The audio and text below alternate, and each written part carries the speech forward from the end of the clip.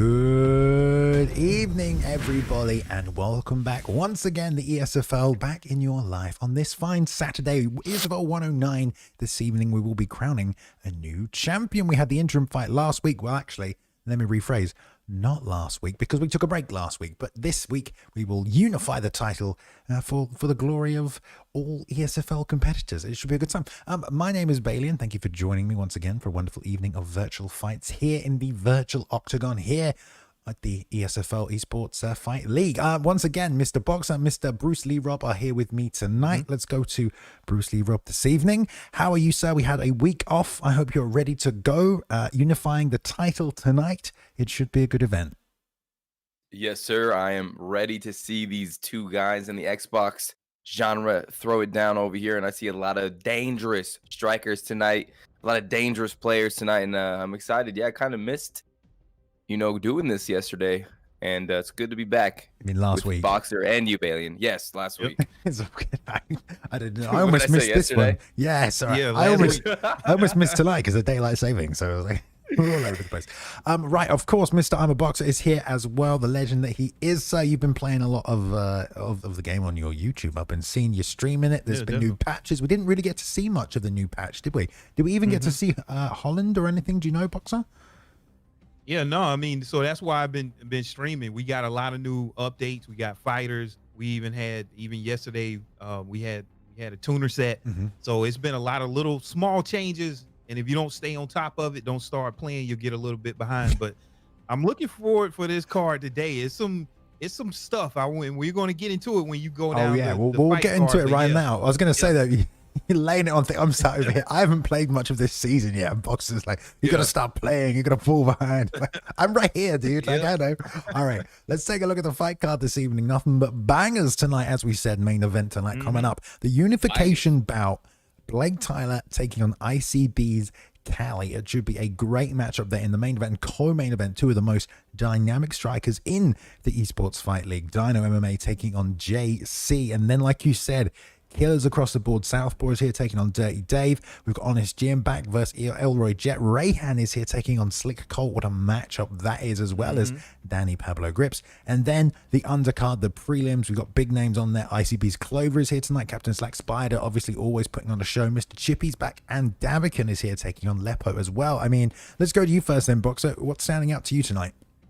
What's standing out to me is a small flex by In Cold Blood, ICB. They're all over this card. I see them in here 4 times. So see, if you're one of those camps and then you represent on the ESFL card to this extent, then I'm like, yeah, they're doing pretty good. They got a lot of guys over there in Cold Blood in that camp that has a lot of skill, and they're on the rise. So that's one thing that I want to notice tonight in this card. These guys are coming up. All right, what about you, Rob? Yeah, I'd have to say I'm very excited to see Spider come back and make another performance. A very slick, dynamic striker. But then you have T4H Rehan on the bottom of the main card against Slick Colt. And then you got Pablo Grips. This could be his retirement fight. Oh, yeah. And then you got Southpaw, Dino MMA. I mean, there's so many. This card is absolutely stacked, boys. That's right, yeah. Well, we took a week off last week, coming back to you now, and we're going to bring you nothing but good fights. So settle down. Of course, the UFC is also on this evening, so we'll try and wrap things up before that. But ahead of that tonight, we do have another night of stacked fights here in the ESFL, kicking things off right now in the middleweight division. Doctor Who taking on Mr. Chippy. Let's go. All right, Bruce, what do you know about these guys? I got ICB In Cold Blood Doctor making his UFC Season 2 debut tonight. He's a workhorse. His strike setup, his grappling, and he's also facing another Season 2 debuter in Mr. Chippy, who has great combo mix-ups, heavy hands, and unorthodox strikes. Boxer. Oh wow! Should be a good one. So yeah, they was just kind of showcasing those fighters, but they went to Kelvin Gastelum, Robert Whitaker, and we were talking about it a little bit earlier.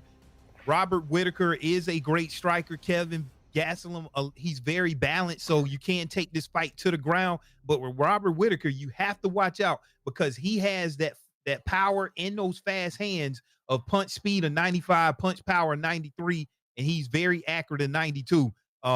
So you got to watch out there. Looking forward to seeing what Mr. Chippy can do with Robert Whitaker. Oh, Alien, yes. take it away. All right, well, here we go. ESFL 109 about to get it on. First fight of the evening. Should be a good one. Should be a bang. Everyone's looking to perform tonight. You know, about a week off.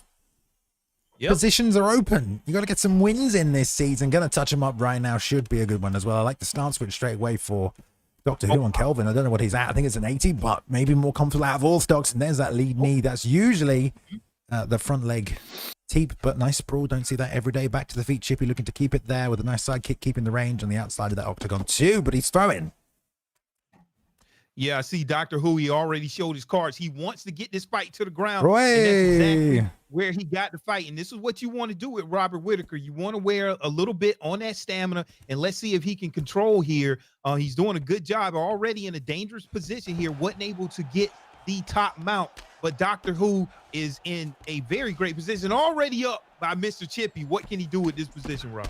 Oh, stings him with the straight, coming for some good strikes. Oh, he's on him. And Doctor needs to get on the defensive. Nice. Beautiful takedown due to a stamina advantage, and now Doctor just needs to work here with Kelvin Gastelum. He had him down earlier, but can he keep him down is the question. I mean, he just jumps on him there like a sack of hot potatoes. I mean, he was rocked. I thought he was going to keep going. No head health, no block, but hot potato gets underneath it. Now Chippy on the bottom again, where he found himself in a position earlier. After that, sprawl back to the feet, over under here, going to circle back out. No attempt. There's the little body lock takedown. Doesn't get it.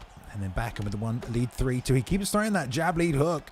Opens opportunity for Doctor, but he's stance switched here as Kelvin, so he's going to have a really... Oh, there's a straight right. Oh, wow. There it is again. Ducked beautifully into that rear uppercut and cracked him hard. Now, Kelvin didn't get a buff, did he, following his win a couple of weeks ago? So. No. Yeah, and this is exactly what we talked about, this pressure that you can apply with Robert Whitaker. Mr. Chippy is playing Robert Whitaker the way that you want to do it. He can apply a lot of pressure. Oh, big shot. Another huge rock there. Let's see what Chippy does. Can Dr. Who get out of this first round? But he's doing a good job of mitigating that pressure and getting these takedowns, but he has to get to work right here and posture up and land down some. But he gets reverse, Rob. Man, that's just showing Mr. Chippy has the ability to withstand the takedown and then get back to his feet, and that just shows a lot of good stuff there. I mean, he's putting a lot of pressure, and he's really landing a good amount of shots with that right hand, the straight, and the rear uppercut, Bailey, has been money for Mr. Chippy. Yeah, Chippy's just walking into Doctor, though. I mean, he's not really giving much in returns of offense. He keeps trying to lean and throw moving strikes, so when Chippy steps in with a rear uppercut, he just gets cracked every time because he's throwing the slower punches and leaving himself in big vulnerability. I don't think I've seen Doctor not throw a forward moving strike. Wow. And now he's just planning and trading with less health. So he's getting rocked because he's not making these great decisions here on the feet, and now he's in a position to lose this fight. If he can finish him, Mr. Chippy will take it. There we go. There we go. Like that. Good performance by Raining Chippy. Down some huge ground and pound there by Mr. Chippy. We thought it would come from Kevin Gastelum, but Robert Whitaker is dangerous in this middleweight division. I know Rob knows something about that. You got to watch out on that stand-up against Robert Whitaker. Wow, great job. Yeah, most definitely. I mean, like you said, 93 speed, 95 power, or maybe the other way around, but just Mr. Chippy's ability to walk forward, land those hands, let them fly, and be able to get up from underneath Doctor when you take him down. I mean, he just showed a lot of things there in a dominant performance by Mr. Chippy. And yeah, Robert Whitaker's hands are dangerous. You cannot take too many shots. Yeah, I mean, I agree. I think that, it wasn't necessarily the best performance from... Who was, I'm terrible because Doctor, right? Doctor Who. Excuse me. I mean, Doctor was walking in trying to trade there. Doctor. I mean, Chippy was just moving forward, throwing rear strikes. He was when you can move into your opponent and lead with a rear uppercut and it connects and lands before they do something continuously, it's like Doctor Who needs to do something a bit more defensive minded in that situation. He's also trying to move forward and crash into him.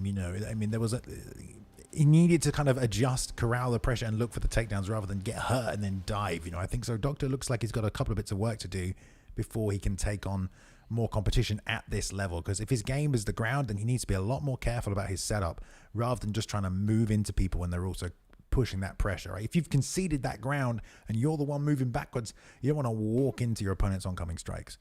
But yeah, definitely. There we go. Sometimes when you're on that big stage, you just kind of lose all of your training everything that you was gonna do coming into the fight. And maybe that happened, but it is tough, starting out the card, the big card. It debut fights also for both of those guys. So I understand, been there one time myself. So these guys definitely put on a good performance. Hope to see both of them back in the virtual octagon. Some things that they got to work out there for Doctor, but that was a pretty fast, entertaining fight. We're getting through this card already. All right, yeah. Well, let's move straight on to the second fight of the night. A bit faster now, up to the bantamweight division. We've got ICB's Clover looking to make a statement here, get one for his team in cold blood. I believe that's right. You guys are looking confused. Am I wrong? No, you're on track. You're on track. Yeah, that's just my normal look, Bailey. Oh, okay. ICB Lepo. Lepo, right. It does say Clover here on my end, but yeah, it's Clover versus Trixie.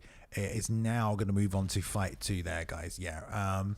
Okay. Fight 4. Yeah, we're going ahead here with this one because Clover has to leave for work ASAP. So you can hear them in the background there. They've picked in, so we're going to move over. Yeah, ICB represented tonight, but he does need to leave earlier. So he's taking on a Dabikin tonight. Both 0-2, despite Dabikin's prestige here in the ESFL, Rob. Definitely. I mean, Trixie and ICB Clover, they're both 1-1, right, Bailey? An adaptable, fast striker. Oh, sorry. Yeah, it's ground game. Honestly, it's my bad. That was the on-screen overlay, not been updated for this fight. No, you're fine. All right. Let's just sling both these guys high-level strikers, right, Bailey? Yes. I mean, these guys are coming to kill. They got day jobs, as we can see. He needs to leave early, so they got to balance that with their athletic careers. Yeah, one thing, if they go with this George Masvidal versus Leon Edwards pick up here. We're in already, Boxer. Trixie and Clover. Take it away. They're sparking. Check the live notifications. It's gone in there. But anyway, first round, 30 seconds in. Both trading back and forwards here, just floating around the outside. Trixie trying to pour with that jab, putting that right hand there, deciding not to step in. Both men sitting way on the outside here, not committing to the pressure game, trying to jab their way into range before they follow up with their second strike. Nice work with the head kick bouncing off the straight right there by Clover, trying to set Trixie up over the top as he crosses forward with that right hand. He's looking to dip and throw it, but there's a double body shot there as well on the inside. This time committed, but having to slide back as Clover pressures forward just a touch more. Nice slip straight from Clover, though. He's getting these shots in now. All right, I got the link back. Yeah. Go ahead, Boxer. Yeah, I see these guys. They're already just standing in the middle of the octagon, just throwing down here. Let's see who is able to take the slight advantage. But right now, both of these guys seem just to be doing a little bit more than filling each other out. Oh, beautiful. Can't last long, Bruce. Yeah, ICB Clover going for a takedown there, turning Trixie, able to deny that. And ICB Clover really doing a good job using his head movement, blocking. There's a nice head kick landing flat on the chin of Trixie. And, Trixie playing Peter Yan, Bailey, and has that perk, force of nature. So he wants to get that advantage early, get that snowball. But ICB doing a good job as he defends that takedown. No. I love the stance switch to get that head kick off from Southpaw there. It kind of threw off the timing of Trixie. It seemed it was a beautiful shot. But, yeah, I like that Trixie decides to imitate what Clover was trying to do early and shoot his own takedown and gets this top position nicely here. So great work by Trixie, and did get caught on the feet with a head kick. Maybe felt like let's change it up a little bit, mix up the timing and the strategy. He's landing some big ground and pound from full mount. Good work by Trixie here. Clover's going to have to be patient. Huge ground and pound, baby. Find his way out from here. Yeah, that's some huge ground and pound. You take such a big risk when you let those hands fly from that postured up position. But if you can get it right and your opponent does not block or post, you're looking at landing some huge damage early. And that's what we got there. And Peter Yan right now on top is doing a lot of control. Trixie there doing a good job right where he wants to be, Bruce. Oh, yeah. Early advantage, adding up the control time. And now he's going to move into the half guard position. And you see ICB trying to grab something from the bottom there. I believe it's like a Kimura fake. Yeah. But Trixie able to posture back up, and these Peter Yan bombs are heavy blood, splurting a little bit out of the nose now of ICB. Does not like to be here. Round 1 going to who, Bailey? I mean, honestly, Trixie's control from this top position, but apart from this full mount damage, he's not actually landed that much significant from here, and it's been a good cover-up work. There's a couple more shots. That's going to score. That's going to score the round out there for Trixie, but he did get hit by a couple of kicks and a head kick there as well. But I think with extra ground and pound, he's gonna snatch that. Only 5 significant strikes for Clover there, but there are 3 rounds in a fight, of course, and a bit of posture up ground and pound will drain away your permanent stamina as well, so we'll see if it plays out. Neither men took too much damage for them to worry about it moving into these next 2 rounds. At this rate, they can both survive to the end, and the stamina loss very minimal right here as well, so I like Trixie's leading with a straight right twice to the head, to the body, forgoing that jab in this situation, as you should do against a switch stance opponent. Nice straight right one more time. Big money shot there by Trixie, and the rear body hook misses as well. Gets outside of the roundhouse to the body, ends up, and there's a nice elbow on the inside though, now countering that forward pressure of Trixie here, but he keeps whiffing this body kick, and now that's going to cost him big on the stamina. Doubled up body shots and a roundhouse boxer. That is bad news for Clover. Yeah, one thing that I see, it seems like Trixie has found that range, and then finding that range, he's able to evade. As we see a nice pull there, didn't even have to land the counter. All of this stuff is really paying dividends in this stamina department there. And Trixie with that very powerful Piotr Jan with that 95 speed, 95 punch power, and he's in control right now, Rob. Yeah, Trixie is definitely finding his rhythm. He's flowing right now. I mean, those pulls he's doing, the body work, the straight punch head kick combination. He's just letting those Peter hand punches fly, and he's landing time and time again on Clover. Clover in a little bit of trouble right now, taking some big damage there, Balian. Yeah, Clover's fighting in this pocket as well now too. He's trying to slide out, but he knows he keeps whiffing those body kicks, so he probably feels like at range he's having trouble finding his range, and in tight he's getting boxed up. Trixie just doing nice work with that straight right. Oh, beautiful front kick right up the middle there. Jumps on top of the ground and pound. Gonna look for the finish here. Clover's gonna cover up a little.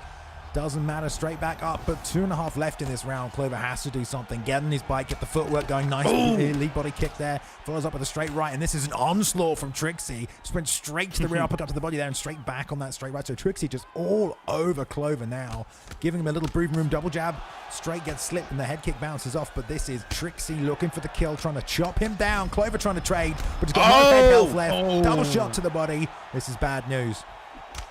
Yeah, bad news right here. Bang! Clover and already bang right there, right, bro. Coming forward, another huge knockdown there. Can he finish the fight? This is it. And top him out.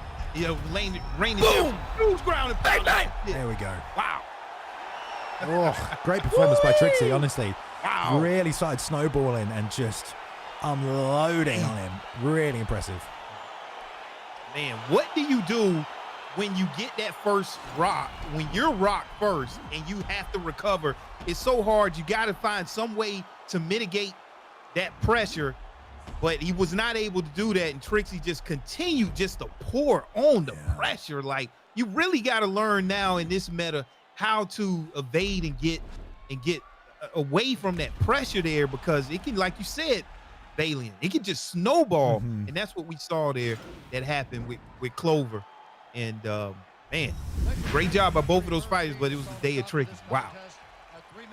Yeah, man, Trixie just looked to be a little bit more confident. He was letting his punches and his combinations fly out with elegance. He was throwing where he needed to, going downstairs to the body kick, mixing his shots upstairs, and you could really tell Trixie has been training very hard. And ICB with a TJ Dillashaw pick, you know, that's a great pick. He's got the hands, he's got the cardio, he's got the footwork, but when you're trading shots with a Peter Yan, you got to be so careful. Every punch counts, and when that Peter Yan force of nature perk is coming in and you're taking damage and he starts snowballing, it's so hard to stop the Terminator, Peter Yan. And again, we see, I mean, it's just a strong pick, especially in the hands of Trixie. Beautiful stuff, Balian. Yeah, I mean, I think Clover, like you said, Boxer, when you're getting rocked and you're in that situation, you're losing those striking exchange. Obviously, you want to maybe look to take it to the ground. If you can't, you know, one thing you don't want to do is get in the pocket and trade one for one. You have to start dragging the fight out and sniping as much as you can. And you really have to start using all of the tools available to you within the game, although it's not always the best strategy to get a victory by using things like the stiff arm retreat, or maybe the back sway, or the circling, or even the clinch, you know. But those things are there and they can get you out of those situations. So I think in those situations, unless you're in there feeling the pressure that Trixie is putting on you with that snowball, with that confidence in like a pure flow, like, it's really hard to react in those situations, and also to go against your instincts, which are probably most likely in most situations to trade and get in there and try and catch him when you think, oh, let me just try and catch him here. Oh, damn, he rocked me. Let me recover. Okay, let me go back to what I do usually to win, which is catch people in this situation. So it's tough. unfortunately, Clover couldn't find a way out of that situation. And to be honest, we shouldn't look at Clover as well. We should look at how good Trixie looked tonight, and he looked really, really good. So props to Trixie, I think, in that one. All right, moving swiftly on. Back at welterweight now, we will be moving to the initially scheduled second fight of the evening. Dabikin taking on Lepo. They are ready to go, and I'm excited for this one, man. Dabikin, longtime vet, and Lepo also, you know, he's been here this season as well. Both 0-2 though, Rob. Both 0-2, yeah. But neither man has been able to, you know, taste the victory. So both have probably been training very hard. Both very hungry for a win here. And also, when you're losing like that, the pressure, you know, of the win is there. So both guys maybe are going to fight a little bit sporadic. Who knows? Is their mental game on par? We got ICB Lepo. I mean, that camp has been so good. And then Dabikin, I mean, geez, I didn't even know Dabikin was fighting tonight until like right now. This is crazy. Dabikin is like one of the nastiest players. He'll pressure you. He'll find ways to break you. And he's a former ESFL champion. This fight is going to be very, very good so early on. We're still in the prelims right now, aren't we? Oh, yeah, baby. Yeah, Jeez, still in the this is crazy. It don't feel like it. Yeah, now this might be another stand-up war, and you got Masvidal with the Force of Nature perk there, but then you got the stamina advantage with that marathoner perk with Leon Edwards. So I want to see who gets their perk advantage off and utilizes it to its best ability, but you got to watch out for those hands of Masvidal. Take it away. All right, here we go. Touching them up. Yeah, I mean, this is Dabikin, a vet, taking on Lepo, someone who's 0-2, but, you know, people like Dabikin who you had seen at the top of these cards, you know, they're not up there anymore. They're down the bottom. These ESFL events are often filled with new blood because there've just been so many awesome new competitors that have joined the competitive scene and just run through a lot of people. Some of them being, you know, vets like Dabikin. So I'm sure he wants to get back on the win column, like you said, Rob, one of the nastiest strikers, but he looks to be a lot more patient here tonight. Both doing a good job, and I love that jab. He's really just trying to gauge now the distance, the reaction, both snapping those front kicks. Nice roundhouse. Looks like he caught that one on the block, though. And Lepo doing the same. This looks like it's going to be a nice slow-paced kickboxing fight. I love that big looping right hook there over the top, but a nice 1-2-1 from Lepo up the middle as well. Nice and patient so far. Beautiful 1-2, sniped him, and then followed up with that 2 to the body as well. Checks the kick, and back on the jab. Circles into the right hand. Good work by Dabikin.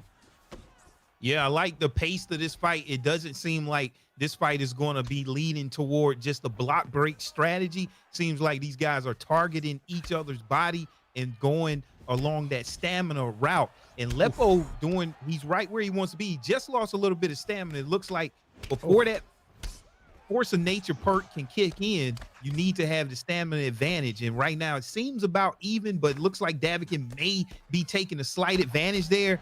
And now you're going to see Masvidal be at his dangerous right here. Nice big body kick there from Masvidal with Dabikin. And both of these fighters doing good in there. There it is. You got to start defending these body kicks, Rob.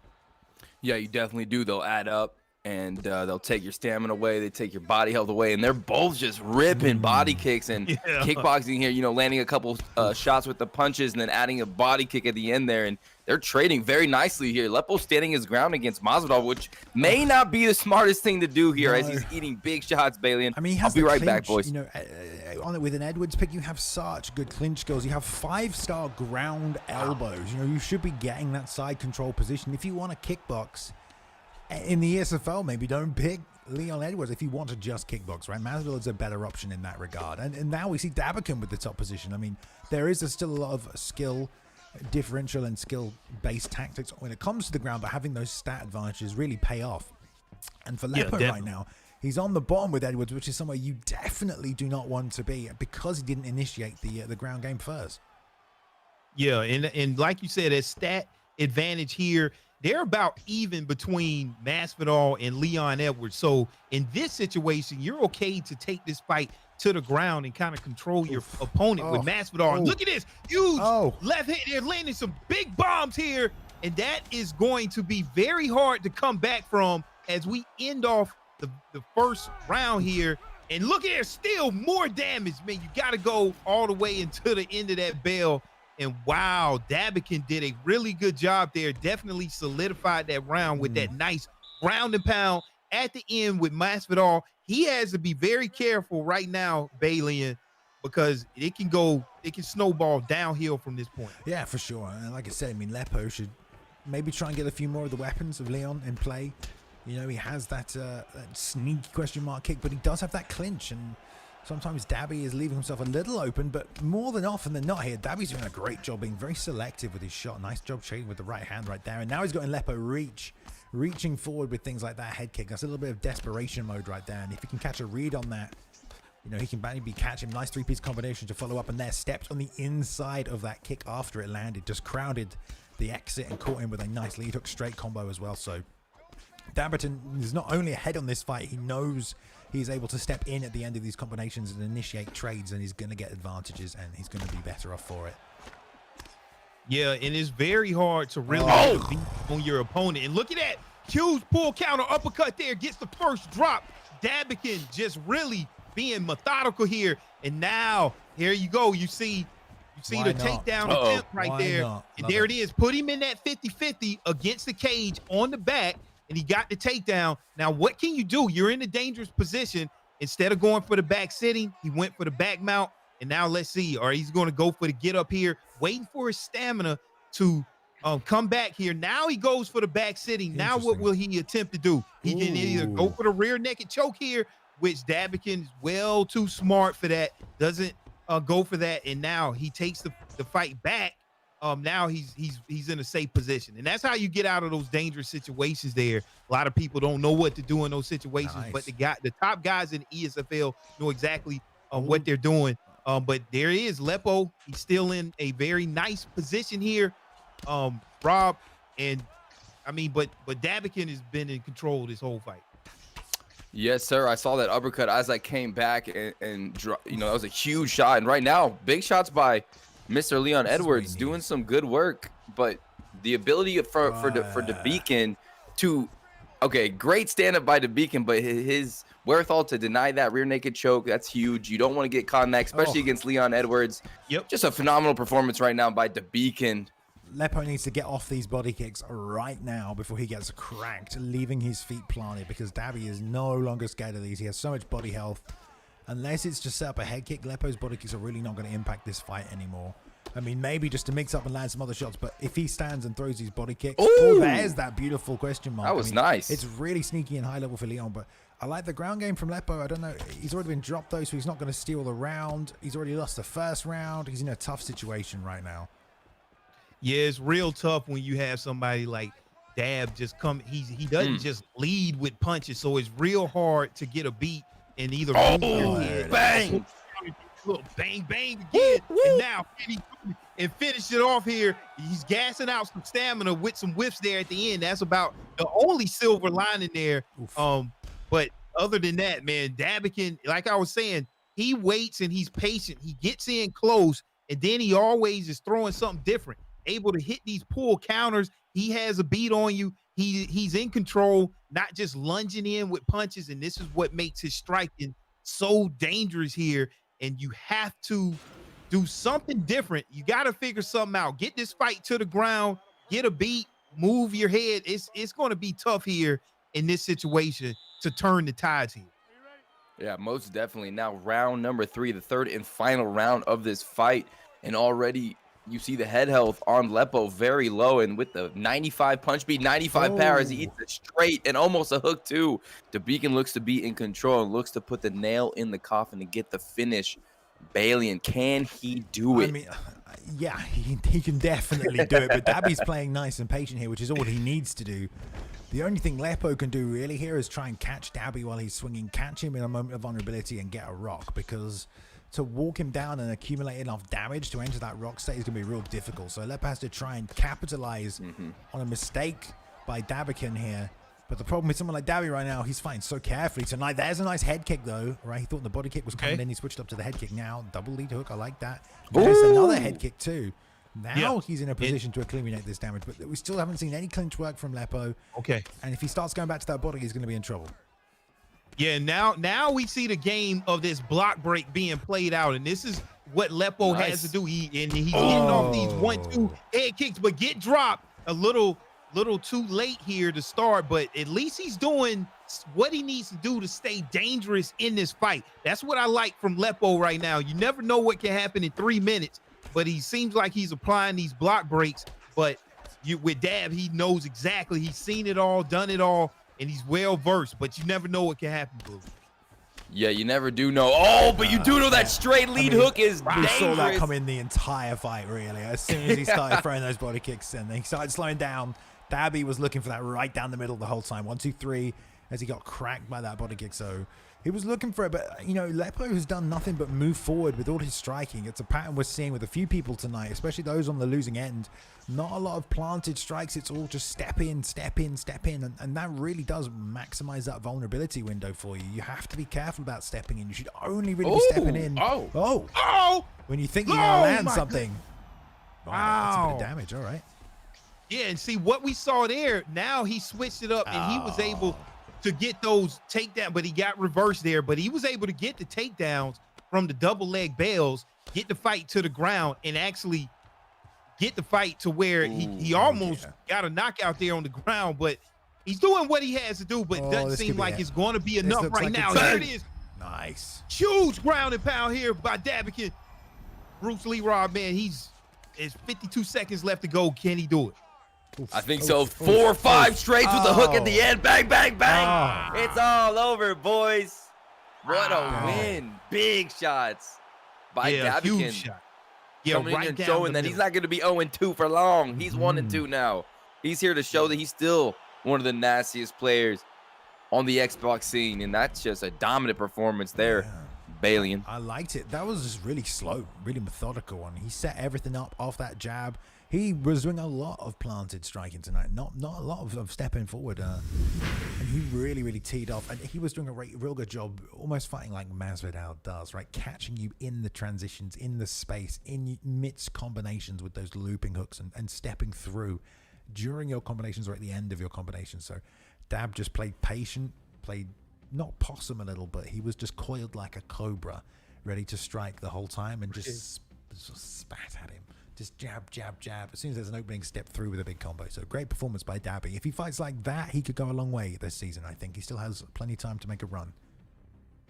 Yeah, it's very tough to defend against that style because they're not coming in lunging, and you can't just guess at what they're going to do. He kept everything different, and that was the result. On that very last sequence, I think it was set up. When he postured up the previous time, he threw hooks.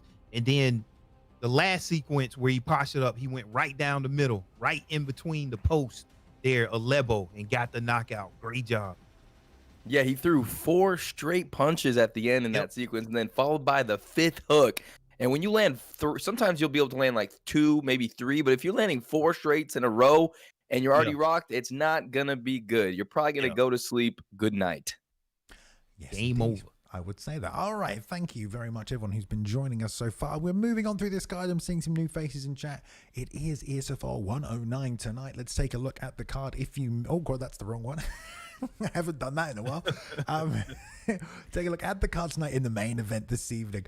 BlakeTylerr will be taking on ICB's Cali for the, it's a unification bout. Cali was the interim champion crowned 2 weeks ago now, and BlakeTylerr, the current champion, ready to defend that belt tonight. Co-main event, Dino making a return against JC. Hopefully in an impressive performance. Dino's been doing a lot of posting on social media. Some sweet combinations as well. Working his Jose Aldo. We'll see what he picks up tonight. But aside from that, we're making our way through the prelims right now. Up next, the final prelim fight for us. The Spider taking on Captain Slack. Spider, fan favorite, always creative. It's going to be at featherweight. Slack, though, looks like he might be locking in some kryptonite in a Volkanovski pitch. We don't need to see Volkanovski against Spider. Let's do striker for striker, right, Rob? Yeah, we need to see his striking prowess, Bailey, and all the fans we have fallen in love with. But, you know, Volkanovski can be a little bit of a bulldog in the pocket, Bailey. I mean, he's kind of nasty, scary. His stamina is so high. But there it is. Spider locking in Max Holloway boxer. And every time I see that, I'm like, the 5-star Max. It's like, whoa, you already know what's going to happen. And look at this, Calvin Cater. This is like really, I mean, if you can win this, we saw what happened in real life. But man, 5-star Max is just amazing with that punch speed, and it's combined with his 99 stamina. I mean, his stamina is just so crazy in this fight. But look at there, Spider hadn't got a win yet on Captain Slack, so this will be huge. Let's see if Spider, like Bailey said, that he's very creative with his striking here to Spider. That's why he's the fan favorite. The highlight Spider's machine. Yeah, definitely. He has some very nice feints that come out of nowhere. You think that his punch sequence is over and it's just starting. So let's see what Spider's gonna be able to do. Wow, look beautiful. at that slap there. Slapped him straight off the back and then into the taunt. Now he needs to be careful here, Spider. He needs to hit and run. Like, one way to lose this matchup is to sit and trade with someone like Kato, who has a very high punch power. So Slack is going to try and take advantage of that. He's doing a lot of defensive slipping head movement right now. He's blocking and slipping. That's good enough, but he's not going to be able to throw counter shots off that if he's blocking. So Spider doesn't have a way of follow out, but that is some beautiful little patient technique. That's a very high level elbow who stepped in there as well with Slack. And Spider's doing a lot of pressure, but he's just eating shots right now. I don't know why he's so insistent on getting this fight in the pocket, in close. He should probably float a little more from the outside, right, Boxer? Yeah, definitely. And you called it right, Bailey. 94 punching power there from Calvin Kattar. This is a video game. It isn't real life, so you can't just sit there and trade if you're Max Holloway only with that 85 punch power, but he does have that speed. So let's see.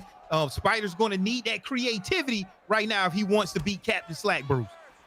He does, and Captain Slack is really switching stances a lot, going from southpaw to orthodox. You see him working that leg, and you just see Slack really being patient with his striking, only throwing those power shots when he knows Spider's coming into his range. And like Bailey said, he is standing there right in the range of this boxer, this power boxer in Calvin Kattar. So an interesting strategy by Spider so far.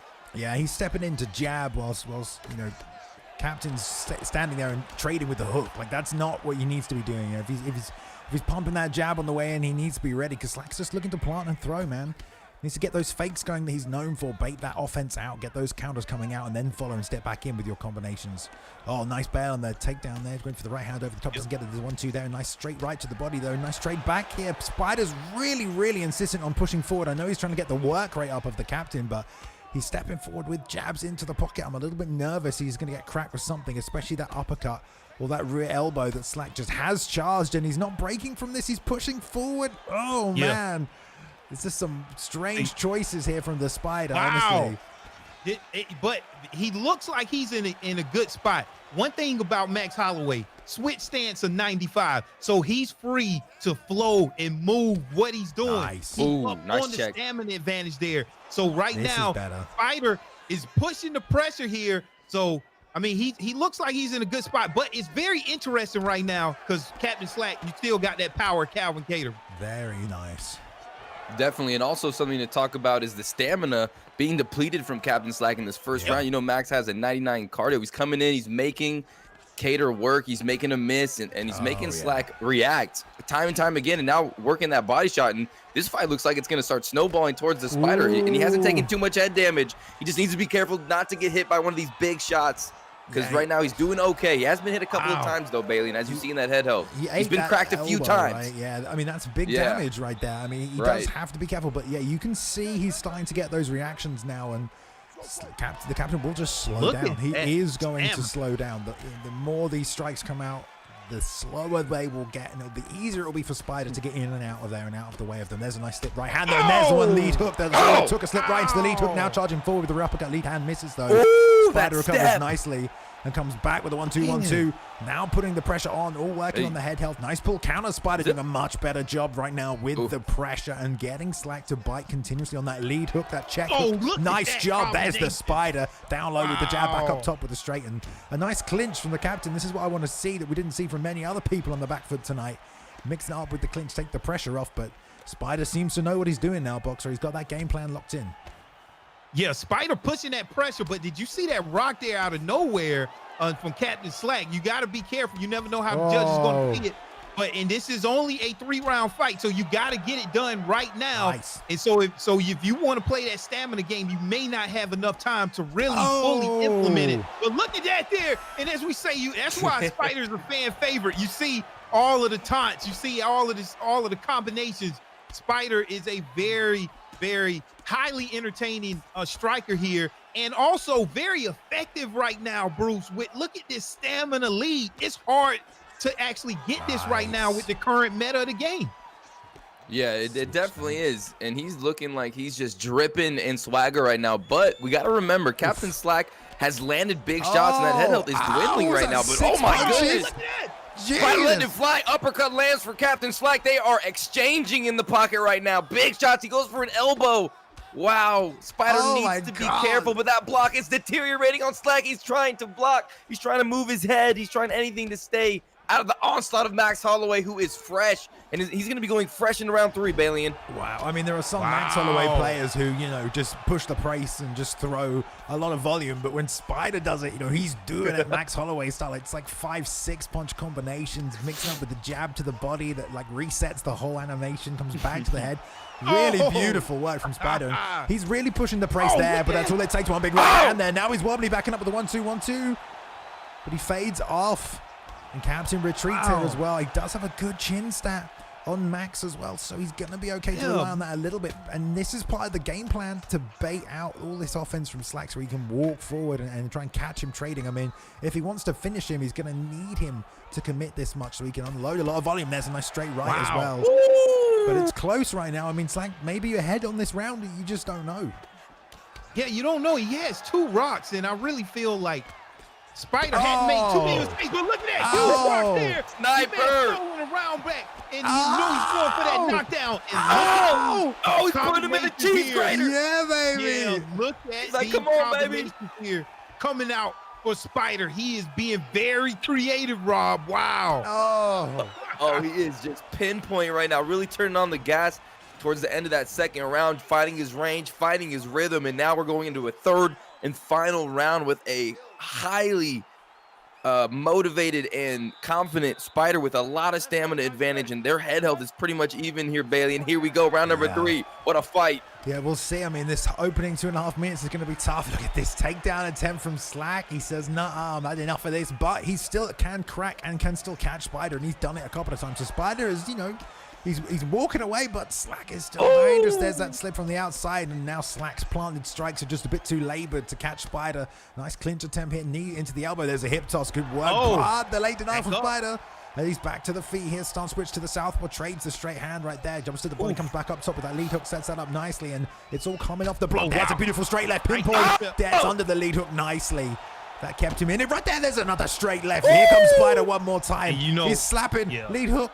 Rear uppercut. Straight to the body. It's non-stop right now. One head kick. You got to feel is going to finish it, though, but he's not throwing it all the boxing. Oh, look at these combinations here. He going to put you in the mixer once he gets you against that cage and letting those combinations fly. I mean, you just don't see combinations like that from everybody else. Spider is very creative. He's so creative, he even has taunts inside of his combos. And I mean, this is good. But right now, he needs to get out of this position because you got 3 minutes. You got to survive here. Has the back. Got to watch out for the rear naked choke. I would rather take the full mount here, and I would be leaning on that rear naked choke. But let's see how Spider gets out of this. So, yeah, he leaned on it, and now he's in sub full mount here. Let's see, can he get out, bro? We will see. Calvin Kattar not the most dominant on top, and Max Holloway obviously going to be able to withstand this onslaught. And Spider's very well versed on the ground, but you seen Captain Slack taking the backside, going right to sinking the hooks in, and now he's got a chance to flatten him out, throw some strikes. Really? And he just lets him up. And then shoots again. Well, maybe he didn't mean to do that. That's kind of strange. Yeah, you don't mean to. Yeah, you get a get up option once your opponent goes for half guard. You got to be careful when you go up trying to flatten your opponent out. It's a look at this. All right, there we go. Spider finds his way back to the feet, tries to pull counter that straight, which you love to see. Double body shot here. Slack just against the cage now. No stamina. Slapping him. Trying anything he can. No up kick this time, just crowds in to get the stack guard, and he's going to pass the side control. I mean, I just don't know. There's a couple of takedowns this round from Slack. This is a close fight. I honestly don't know. It feels like it's not. Like if this was 5 rounds, right? This is Spider's fight, but it's not. It's 3, and there's only 1 minute left, and I'm not entirely sure how they're going to score this. Yeah. Wow. Yeah. The judges. Oh, this is big. Oh, look at this. How did he have that much stamina? Okay. Yeah, he has to get out of this position here, and that's going to score well in the eyes of the judges. And like you said, Bailey, you never know how they're going to see it. these last 20 seconds could be very important. And look, Captain Slack. Oh, no. He power transitioned to get up. Oh, big elbow. Oh, no. It's over. Oh, my goodness, man. Oh, You Captain Slack. Wow. Wow, man. I mean, like, it's almost Bang. disappointing. I wanna see the Like, stats. Captain Slack did a great job. Hats off. But, I mean, his opportunity comes in at the very end of the fight when it seems like he was getting totally dominated the whole fight. I mean, that shows you the power and the meta is still a lot to be understood here. I couldn't call it. I thought Spider had this well in hand going into the third round, and then it just evaporated out of nowhere. What do you guys see? Well, I mean, it all started in that third round. I believe Captain Slack was in big trouble, and he managed to pull guard, get the fight to the ground, which was like the first step towards his victory. Then he found his way to the top, landed some big ground and pound from the full mount position, and then he lets him up, perfect position against the cage, and then he just lets it fly and then lands that nasty elbow at the end, and all the damage that had accumulated early with those big punches from Calvin Kattar definitely paid dividends into that third round, and Spider was throwing just some beautiful, magical combinations. I mean, proving that he is the highlight machine, but Captain Slack just stopped the train. Big dub. I want to see the scorecards, because the only reason that finishing sequence occurred is because Spider was in half guard and he wanted to get up, so he hit the power get up, got up with no stamina, had no stamina, so he blocked low instead of high. That's when the front kick came out that started the whole sequence against the cage, and he got up against the cage with no stamina, eats the front kick, totally rocked, and then he tried to pull counter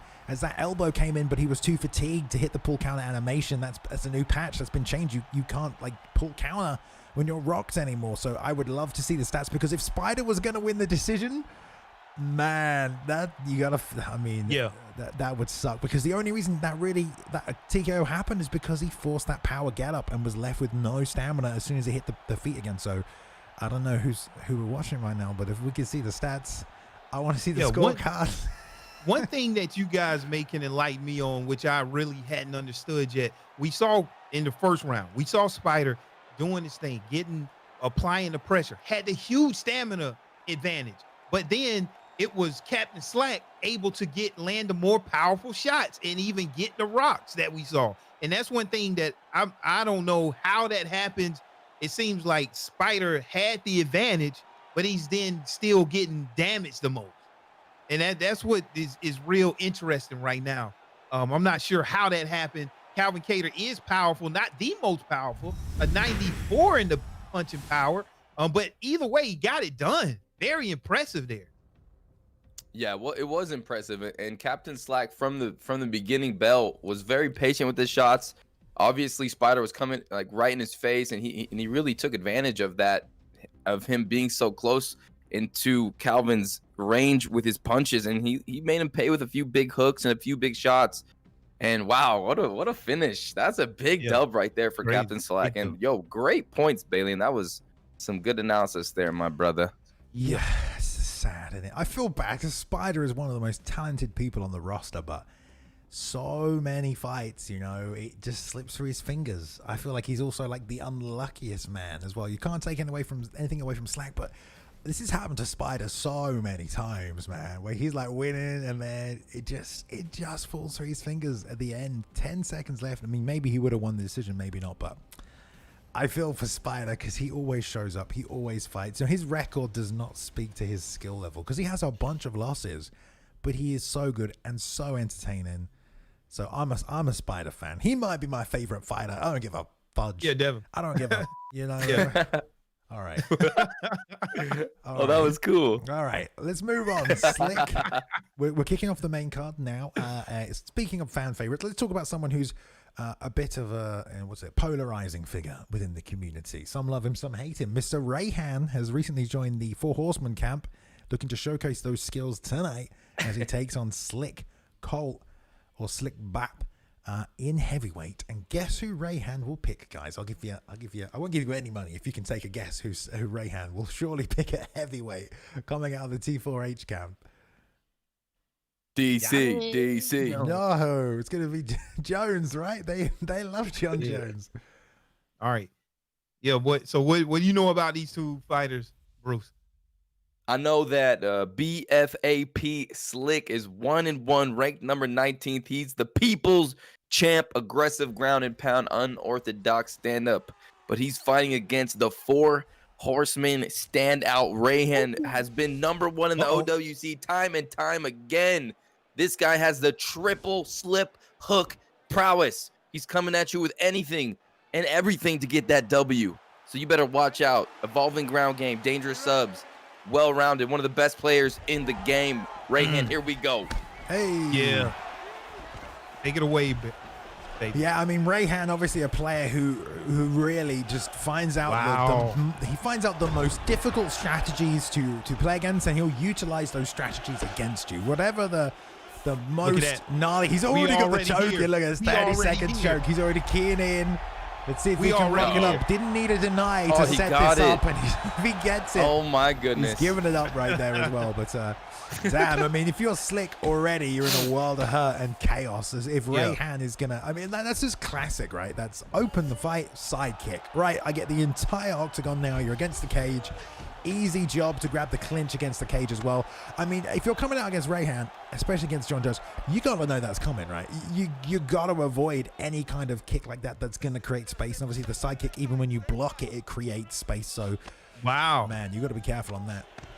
Undeniable. Yeah, you see the get up option comes exactly when somebody is transitioning to half guard there. So you gotta be careful whenever you do that back flat.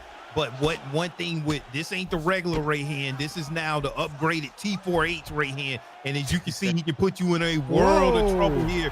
And look at this. He's denying everything. Even, I mean, man, well, it seems like he canceled that submission there probably. But man, Rehan, when you use that John Jones pickup, he has so many tools there. Get reversed there.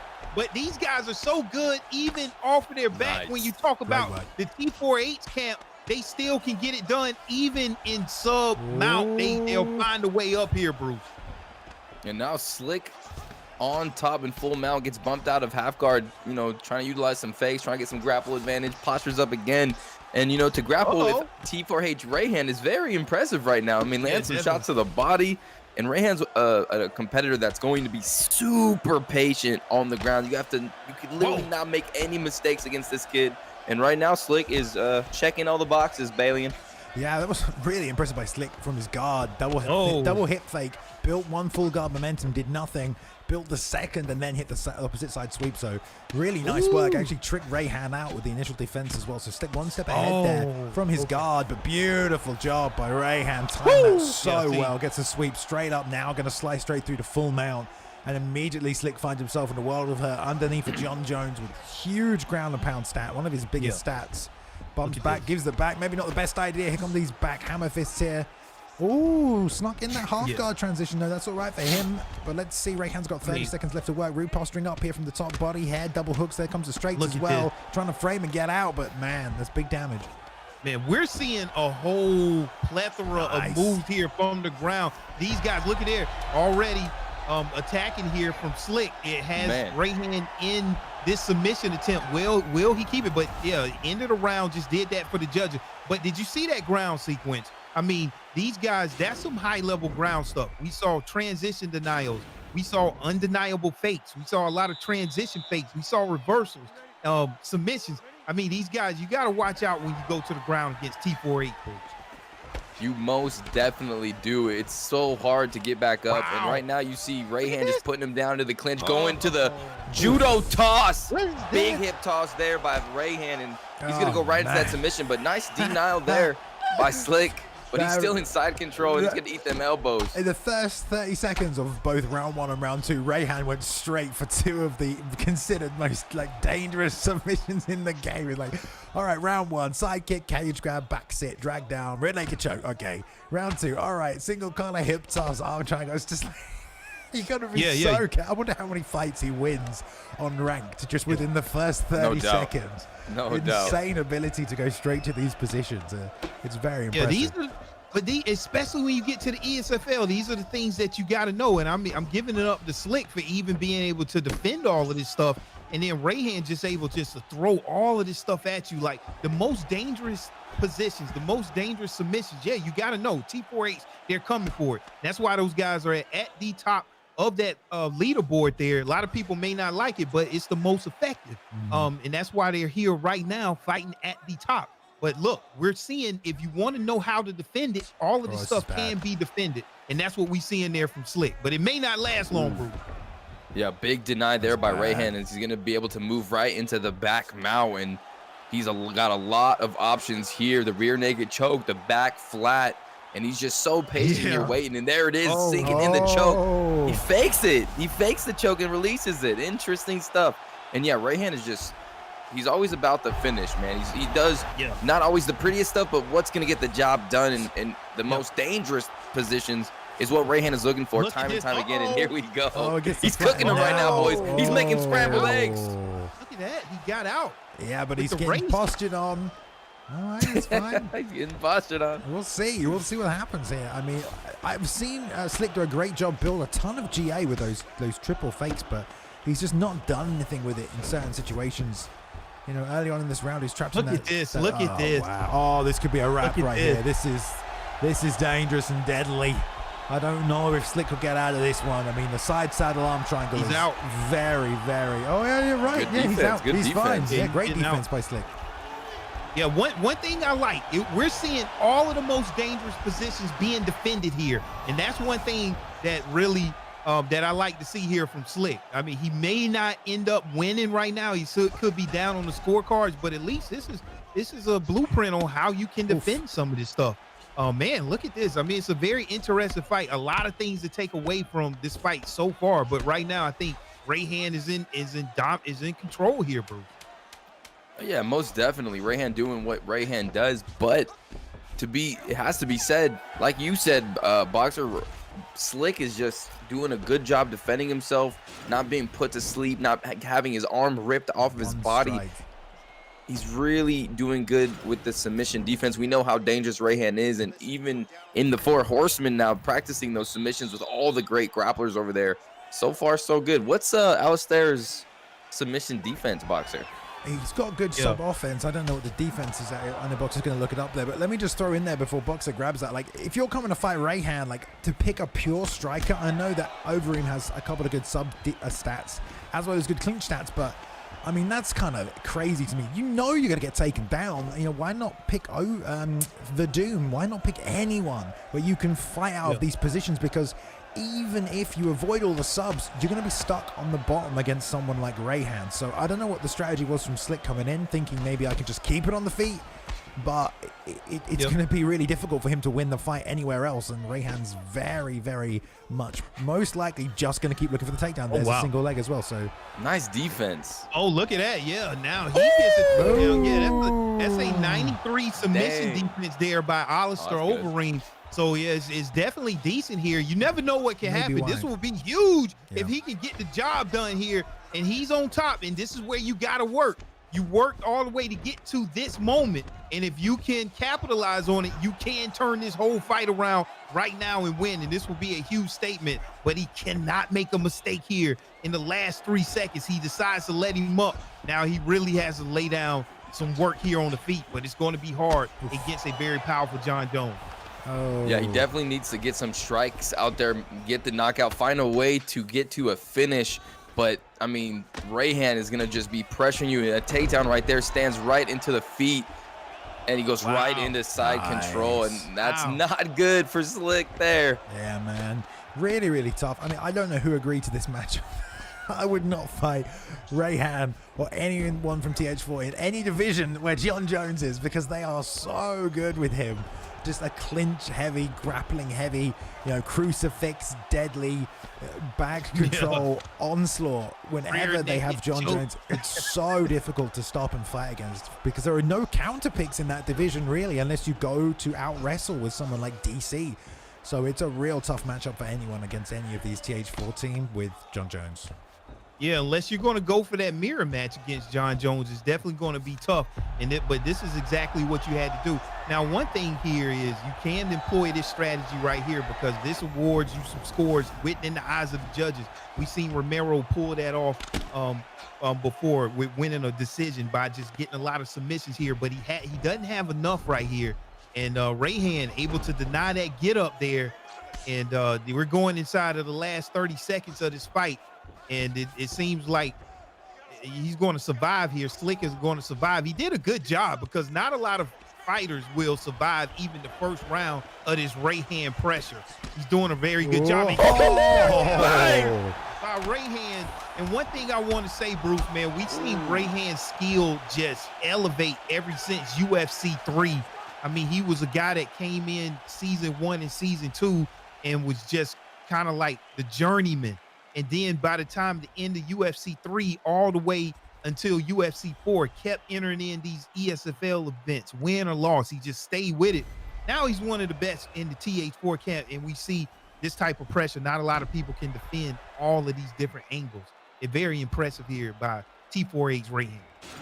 Certainly, Boxer. Rehan, one of the standouts, has been grinding this game so diligently in one of the most tough grappling camps ever, and he's proved that he's able to get #1 constantly in every season I've seen. I mean, let's listen to these judges real quick. I think we know the John Boom. There it is. Rehan taking the W here.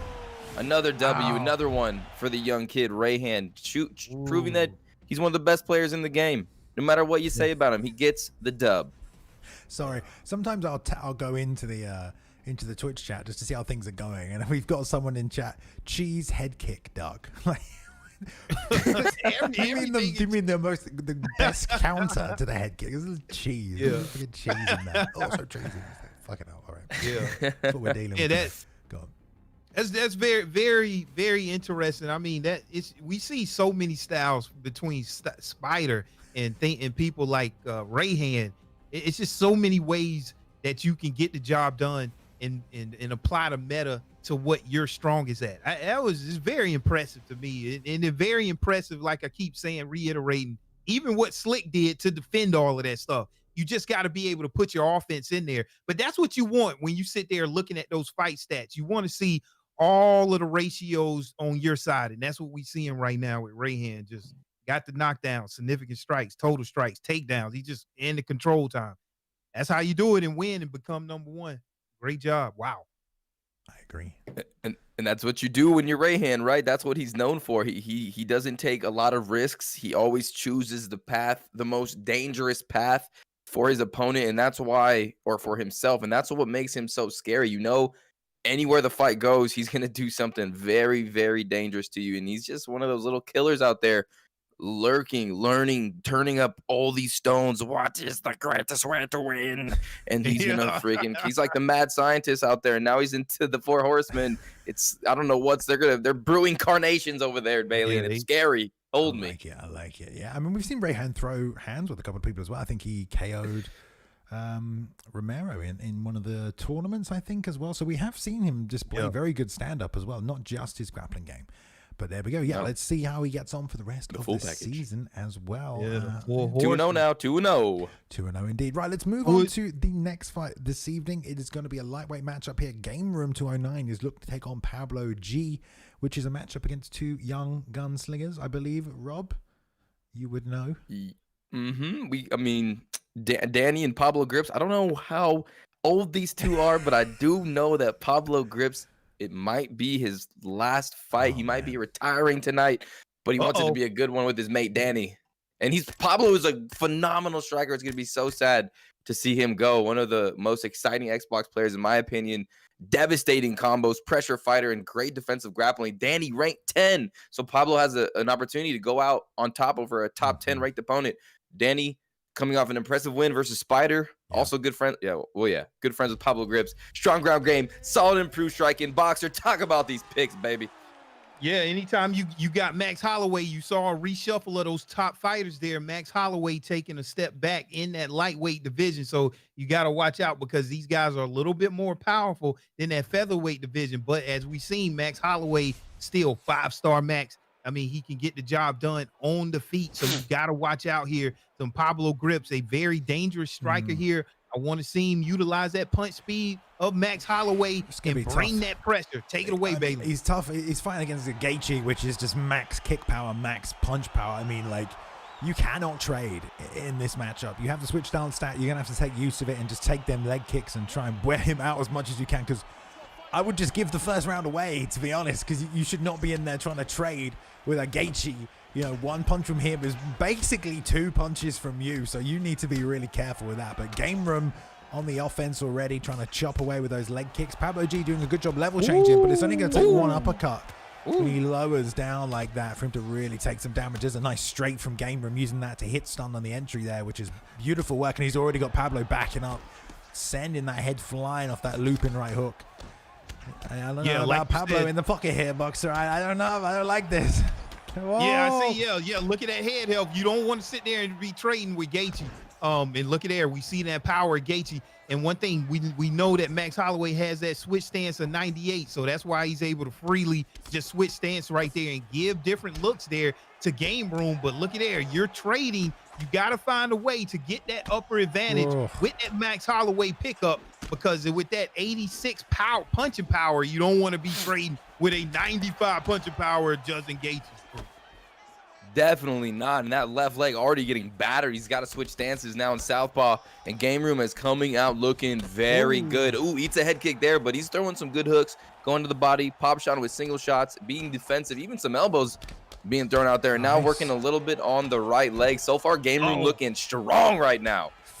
Yeah, he's getting caught planting, though. He's starting to throw a few more kicks, which are coming out for him. But Pablo is getting caught whilst planting, because Game Room has no fear of these exchanges, and nor should he, because he is going to do so much more damage. He's also going to recover very well between rounds. Look at that. I mean, I love that Pablo is going out on this one, and it might be a retirement fight, but gunslinging in the pocket is probably not that good of an idea. However, Max's, lack of power probably might be complemented by his chin stat in this one. We'll see. We'll see how it goes. Gaethje obviously has a great chin too. Yeah, chin stat of 94 there for Max Holloway. So he has pretty okay chin, but you don't want to trade too much there, as Justin Gaethje only has a 92 in that chin stat. So it might even out just a tad. So we'll see how it's going. I'm not sure who is taking advantage here. Both guys had their moments in this round, especially with that calf kick. And you got to watch out for those kicks of Justin Gaethje. You don't want to be taking those, because he has a 94 kick power, 95 kick speed. And look at there. Looks like later in this first round, Justin Gaethje, nice full counter there. Nice. You got to watch out and be careful. You definitely got to be careful. And, Pablo's trying to answer back with his own leg kick, and he needs to be careful, because if he gets checked by Justin Gaethje, that's not going to be fun. And that left leg is the one he's throwing the leg kicks with. And it does seem like he's a lot more comfortable in the orthodox stance. And he's trying to just stand right in the pocket. Game Room throwing the spinning elbow, trying to get in more kicks. So far, so good. Nice round one for Game Room, looking strong. I think, both did very well in that first round. Very back and forth, fairly even. I would say, like you're right. Give it no takedowns. Yeah, no takedowns, nothing. Obviously, 2 kickboxers would be. I mean, maybe you never know, do you? Obviously, but yeah, good first round here. I mean, they're kind of even on the stamina as well. Just a gunslinger fight. There's not really too much to break down currently, because they're just going 1 for 1, back and forth, just trading these shots right now. Good lead hand for both men. A couple of times Pablo's whiffed on some of these big uppercuts and counter shots. I feel like he's landed there's a nice head kick over the top, follows up with a nice teep up the middle. He's done that a few times here, and then steps in, bails on the uppercut, because he would have eaten a straight for it. That would have been done some big damage, but Game Room very happy to just counter as Pablo steps in. He's getting those checks working now. There's a nice jab, but Pablo, again, he's doing what a lot of people are doing tonight. It's just all moving forward, and he will right into that uppercut like he almost did earlier on in the fight. He needs to stop just marching forward and, try and jab a little from the outside, I feel. Yeah, you called it, Bailey, and you don't want to sit there and trade, but nice check there. And then he gets that 1-2 head kick, comes back and get a rock of his own. But he was doing very good there. And then once you start trading, and see, now it's all downhill. now once you get that knockdown inside of the round, you're down on these scorecards. So now you're going to have to find a way to really come back here, and it's going to be hard. But that's how you want to get it done. And look, you get a knockdown and come back yourself, and it's still even, Bruce. Man, this is getting wild. They're letting these punches absolutely fly, going back and forth. Oof. And man, what a exchange. Pablo with the body kick. Game Room plotting forward with that straight lead hook. Oh, they're exchanging big rock. Game Boy looking to swing. He misses that hook. Pablo answering back, and that kick lands. They're rocking the crap out of each other. What a fight. Oh, I can't believe that switch kick missed there. That should have chunked him away. There's a pull uppercut as he steps back in. This is bad. If Game Room jumps the top, he lets him up. No groundwork from these men. Just want to keep it on the feet right now, chopping away at each other. Oh, he stepped right in. I mean, he just literally walked into that, did Pablo. I mean, I don't know why he's so intent on doing that, but he just stepped right into a straight lead hook. Oh, but he's coming back with a 4-piece. Nice. There's a 1-2 lead uppercut as well. Good job. They may not make it out the second round if they keep going at this rate. It's like, I knock you down, you knock me down, and then let's do it all over again. Whoa. These guys are just laying it down. Look at there. Wow. And look, they look like they're doing stand and bang rules. It's stand and bang rules right now. Look at that. They're not jumping on each other. They're showing a lot of respect. They're going to go out on their shields, stand and bang rules. Man. These guys are letting it fly, not jumping down on each other, want to give you a pure boxing match here. And that's what they're doing. Another knockdown here by Pablo Grips. He's actually turned the tides here. And let's see if he can get it done. He put him out. Right down there for Pablo Grips. Wow. Damn. What a way to go out if you're going to go out, Bruce. Wow. What a retirement fight. Stood toe-to-toe with Justin Gaethje. Ate some and gave some and is now standing here victorious through all the turmoil. What a beast. Pablo putting on a show. I mean, that was one of the most exciting fights I've called. Man, both guys put it out there. Wow. Yeah, good work from Pablo, man. When he was backing up hurt and he threw that like wheel kick, that was beautiful. I can't believe how quickly people get up in this game, though. I mean, we need to do something about that. He went down from a lead hook and sprang back up like a jackrabbit or something. He's like, oh, boom, straight up. Like it was nothing. Insane. There we go, though. Let's have a look. Pablo G with the W tonight. Great performance. I mean, what a crazy fight. Yeah, I think there was a little bit of a gentleman's agreement, it felt like, in that one. No groundwork, no ground and pound, just all on the feet. Hey. A stand-up war. Might as well have been a stand and bang fight, to be honest. I don't think it was even a clinch attempt. Yeah, that was, hey, that's what gets the respect out there in the street, so to speak. If you can just stand and bang and, hey, don't jump, that's what people respect the most right now. Like they're dying for a boxing game, but then that's what we got right there. But that was a very entertaining fight when two fighters fight like that. It could have went either way. These guys both were knocking each other down, and it was just Pablo zig in the right time when Game Room zagged, and it could have went the other way. But wow, that was an entertaining fight. Extremely entertaining, back and forth. Game Room really doing a good job with that kick, you know, making Pablo switch stances, and Pablo, you know, coming forward, doing a strategy that might have not looked like it was the smartest, but it was the coolest, and getting a win. Big win. Congratulations, Pablo. What a fight. Are you sure you want to retire, my bro, after that one? Come on. Yeah. Great fight between two competitors right there. All right, we're going to move on. We're skipping the next fight for now. We're going to come back to it because I don't know why specifically, but we're just being told it'll come back. We're going to move on now back to light heavyweight, although I don't think we've been light heavyweight, just back to the big boys tonight. A great matchup here in Southpaw. We'll be taking on Dirty Dave. Dirty Dave been doing the rounds recently, been seeing his name around a lot of these UFC 4 digital events. So let's see if he can put on a performance tonight. Rob, I'll pass it over to you. Yes, sir. All right, ladies and gentlemen, we are moving up to the upper echelon of the Xbox rankings. We got Dirty Dave ranked 5th in the world, 2-1, comfortable everywhere, technical striking, strong in the wrestling realm, but he's facing the notorious, ranked 3 in the world, 2-0, undefeated Southpaw. And Southpaw is a nasty striker. He's not afraid of the ground, and he's ready to go wherever the fight takes him. But in my opinion, Southpaw is one of the nastiest strikers in the Xbox scene. Also, great everywhere. And he is a streamer, so you can find him on Twitch playing, grinding, and he's ready to go. He wants to protect that zero, Boxer.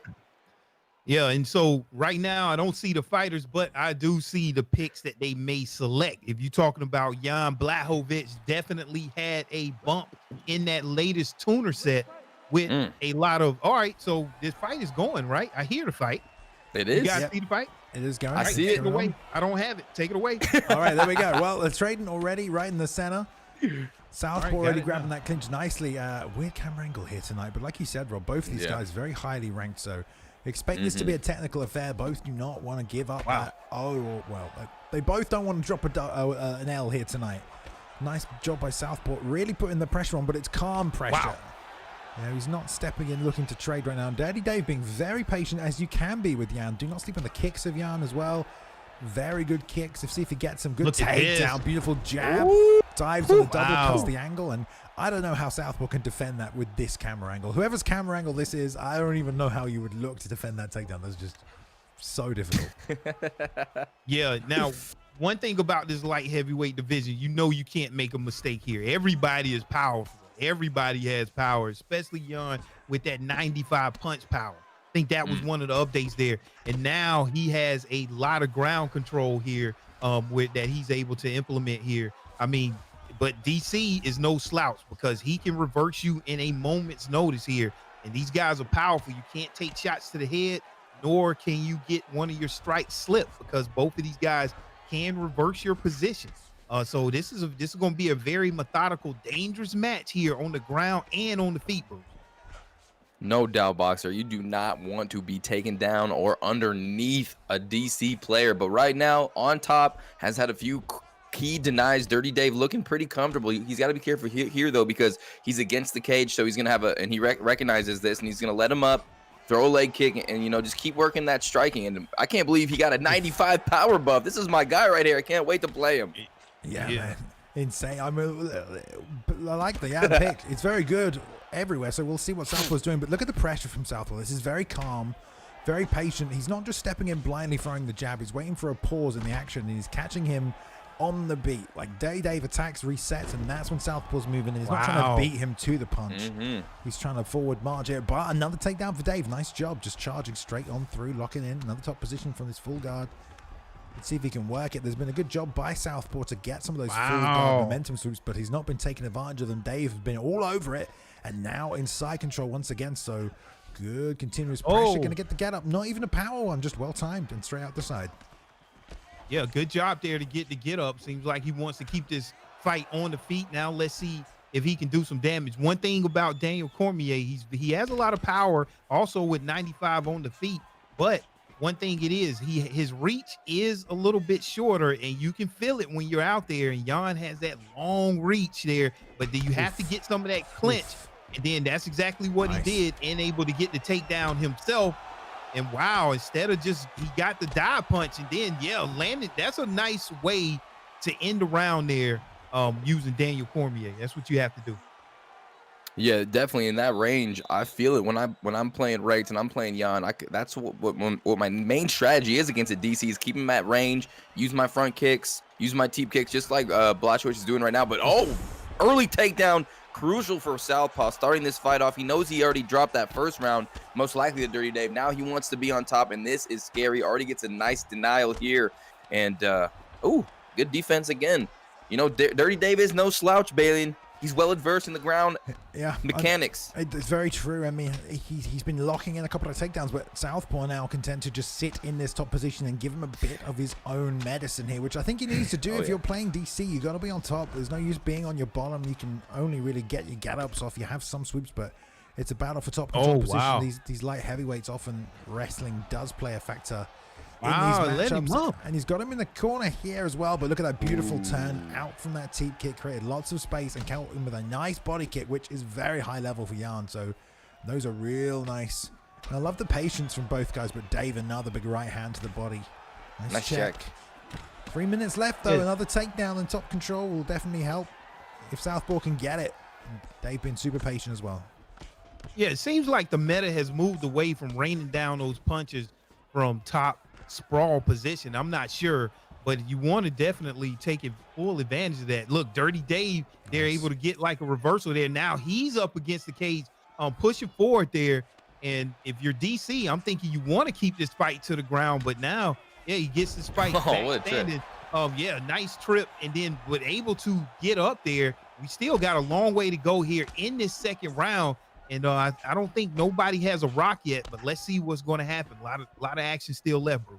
Ooh, beautiful spinning kick. And what I'm noticing right now is Dirty Dave really making Southpaw work in a lot of these exchanges. I mean, a clear stamina advantage, and Southpaw in round number 2 still has a whole third and final round to get through, and he's really trying to put the pressure on. And Blachowicz, Dirty Dave doing a good job of popping him and making him pay every time he's within the reach. But nice clinch uppercuts there by Southpaw. Nice checks too. Southpaw has been checking a lot of kicks. Very nice stuff. Yeah, I mean, this is a good patient bout. We knew this would be technical. Both men very high ranked. Look at that Southpaw playing on the inside. They're really trying to force it. Both men trading, getting head flashing moments for a second there. But you got to look at the stamina inching out right here. We'll see if that plays a factor as we go into this third round. Very close matchup. Interesting fight in real life as well, if we ever had it. Nice. That's crucial for Dave right there. Yeah, definitely. One thing about DC, even though his cardio is a 95, for some reason, yeah, he still gets drained and depleted pretty fast there. But yeah, that's some huge ground and pound there from Dirty Dave. It seems like he is taking control here, pulling away. And 9 seconds. No. And he almost was able to finish it. He won't be able to get a posture up to go around another sequence. But wow, what a nice finish there by Dirty Dave. What do you got to do if you're Southpaw to turn this thing around?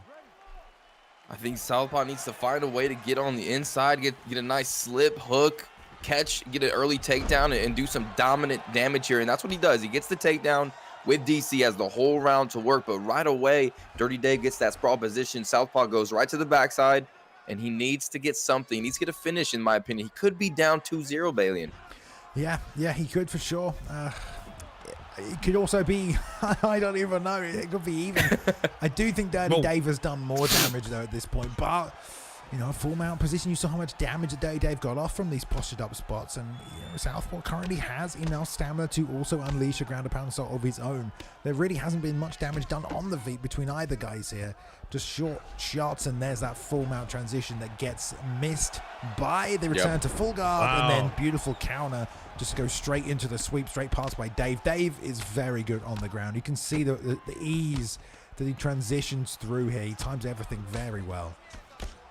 Yeah, it looks like Dave here is going to transition into one of those powerful positions right now. Exactly what he's doing. He's controlling here. Got a transition denial here. Let's see if he's going to go into the crucifix position. Knee on belly is an option. And then he also can go into that full mount where he can end the fight here.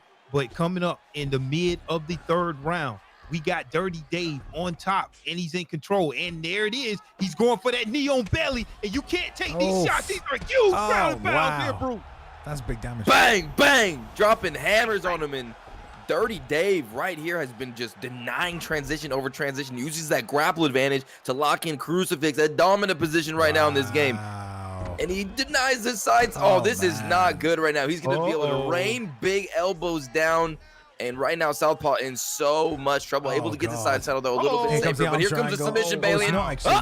This is oh, my goodness. An Americana almost, is it? Or I think so. Yeah, this is going to be hard to get out of because I let you transition out of that, and your stamina is down, and I put you in a submission. This is going to be tough to get out of right here.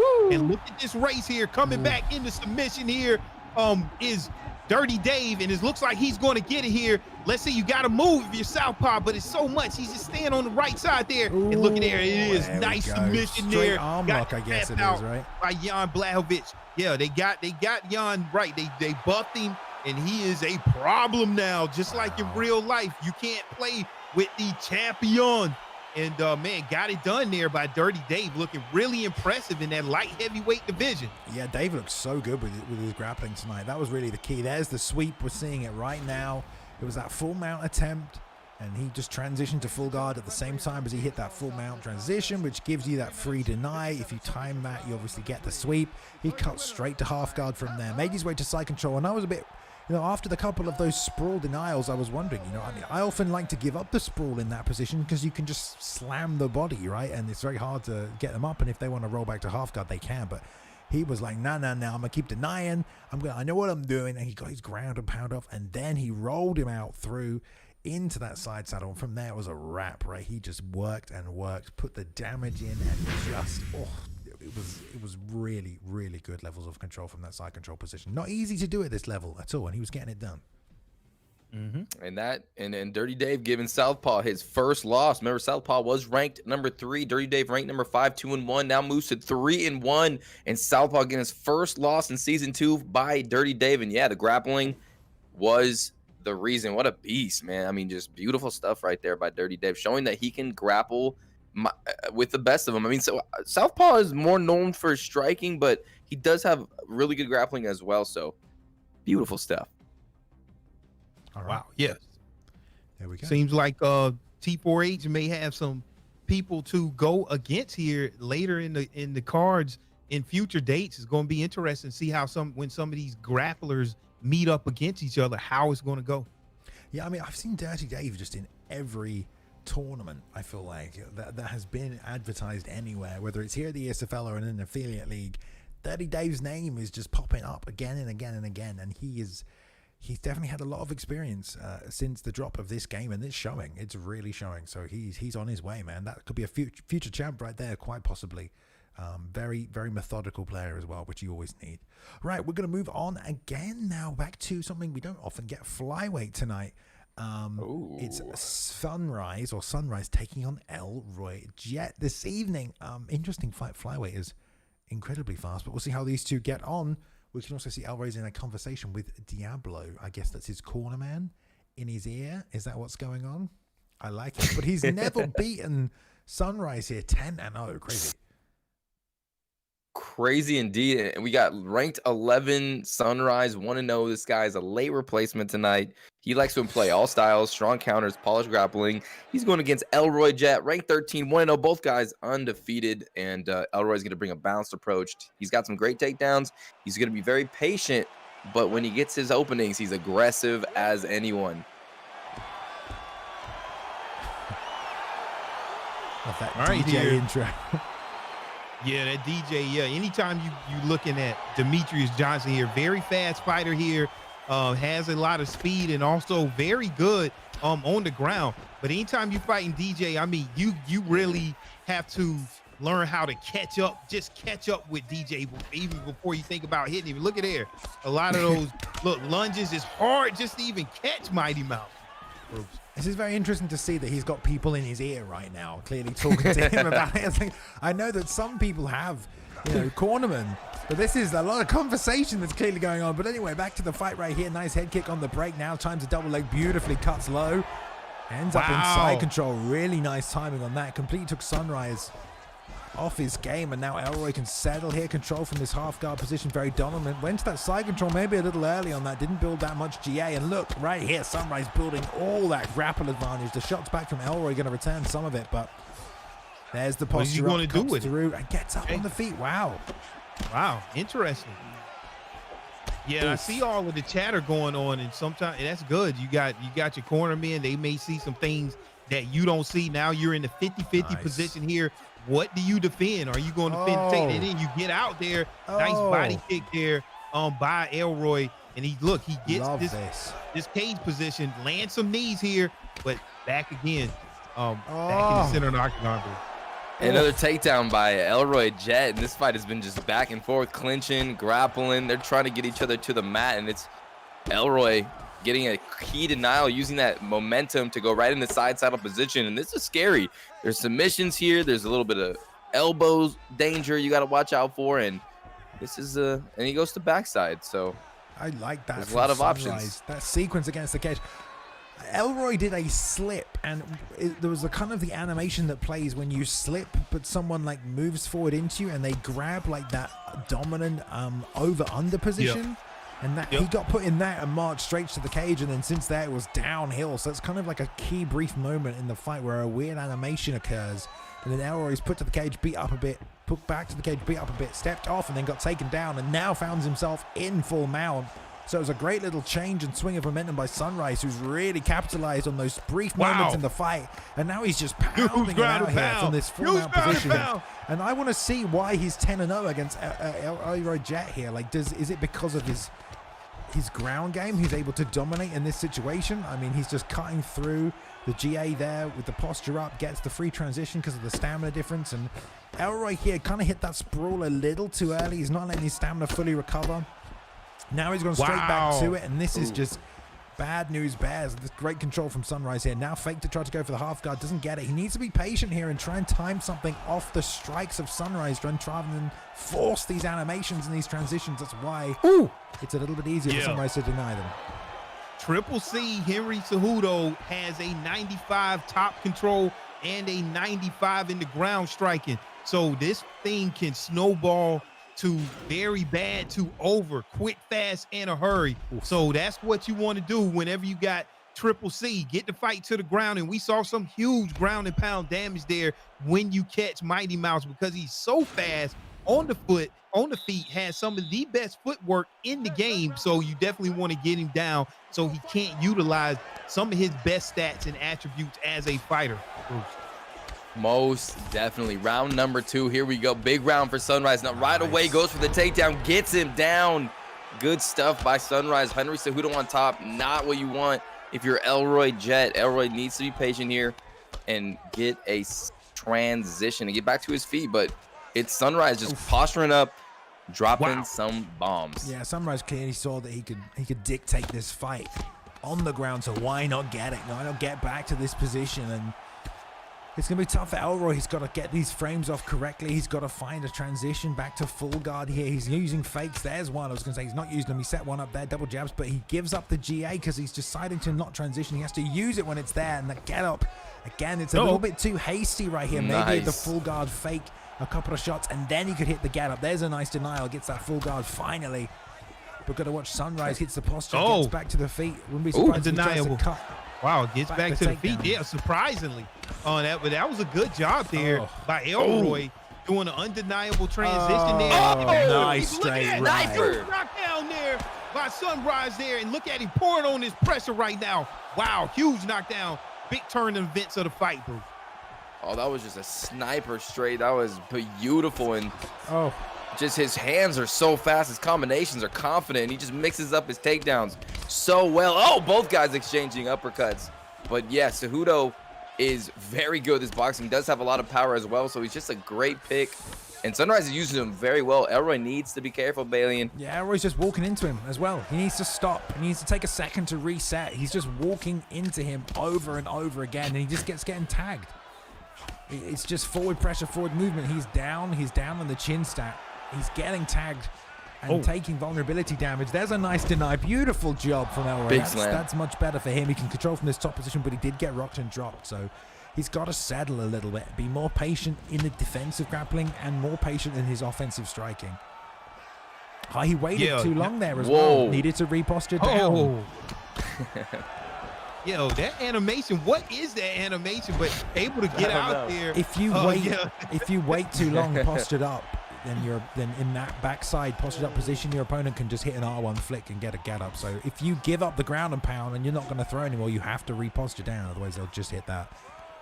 T4H in that T4H Zeus in that corner, man. You getting a lot of information there. This is very interesting to see this corner. You got the best of the best in the corner. This is crazy. Hopefully there's not too many voices right now. Yeah, I know, right? Sounds like there's loads of voices. Like, what the hell's going on? They're having a party. Yeah. Wow. But I mean, you never know. Yeah, everybody feels comfortable in different situations, and those guys are definitely probably giving him a lot of tips and a lot of cues, and sometimes it could just build your confidence to hear the guys that you training against in your corner and giving you great advice, encouraging you, stay in the fight. Nice, keep your mental game there going. So yeah, but this is interesting here to see that. But yeah, nice sit down there by Henry Cejudo there. Turns And pie overlay on. yeah. And yeah, man, but you gotta find your way back into the fight. He's like, oh no, they can see that people are talking in my ear. I need to turn this off. Here we go, round number 3. Well, it's not helping right now, really. Sunrise is doing a great job staying composed. There's a beautiful takedown. Whiffed on 2 punches straight in it. That was a great takedown by Elroy right there. So let's see what he can do from here. Yeah, He needs a sub, really. Needs a sub or a finish. He's not done a whole lot of damage. And wow, look at, I mean, I love the bottom game approach from Sunrise. He just hits you. Hits you and hits you. Just builds GA. Yeah, I'm just going to hit you. I don't know if this works at all weight classes, but he just hits and gets denied. Elroy, I guess, has to look for some fakes to set it up. There's an arm triangle fake doubled up on it there. 2 hammer fists. Now he has a little transition time, but he waited there, kind of reset the GA again. And then back to the feet. Wow, a lot of yeah. Okay, just I was a ref. to take it back to the feet. Oh yeah, there's a ref stand up. Okay, all right. So yeah, what's the strategy here? Look at that. I don't know what the strategy is. I mean, right now it just seems like Sunrise is just all over Elroy.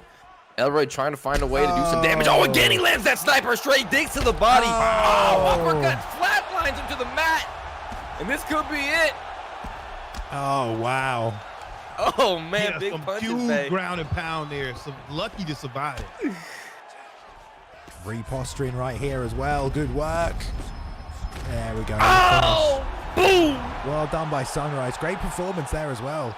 And good performance by Elroy. He got a few takedowns and key moments, but I can't help but feel like there are a couple of nuances to his game that he was just slipping out on there. A couple of times he was setting up good transitional opportunities, like he would arm triangle fake, then double fake and hit 2 hammer fists and then do nothing, right? In that situation, you've built an opportunity for yourself to transition, and then he would wait and do nothing, and then, you know, Sunrise would go, or he would just instantly transition and not use those kind of setups for it. So sometimes he was doing the right thing and then not following up, and sometimes he was just being a bit too hasty with his transitions, a bit too forward moving. I mean, the reason he got rocked there with the sniper straight, because he was just moving forward, throwing that front kick, you know, and all he had to do was just step back a couple of inches, big whiff on it, and that right hand was right there. So there was a lot of haste to the game of Elroy Jet, and he just needed to kind of slow down a little bit and just be a bit more methodical about his thought process rather than trying to rush everything.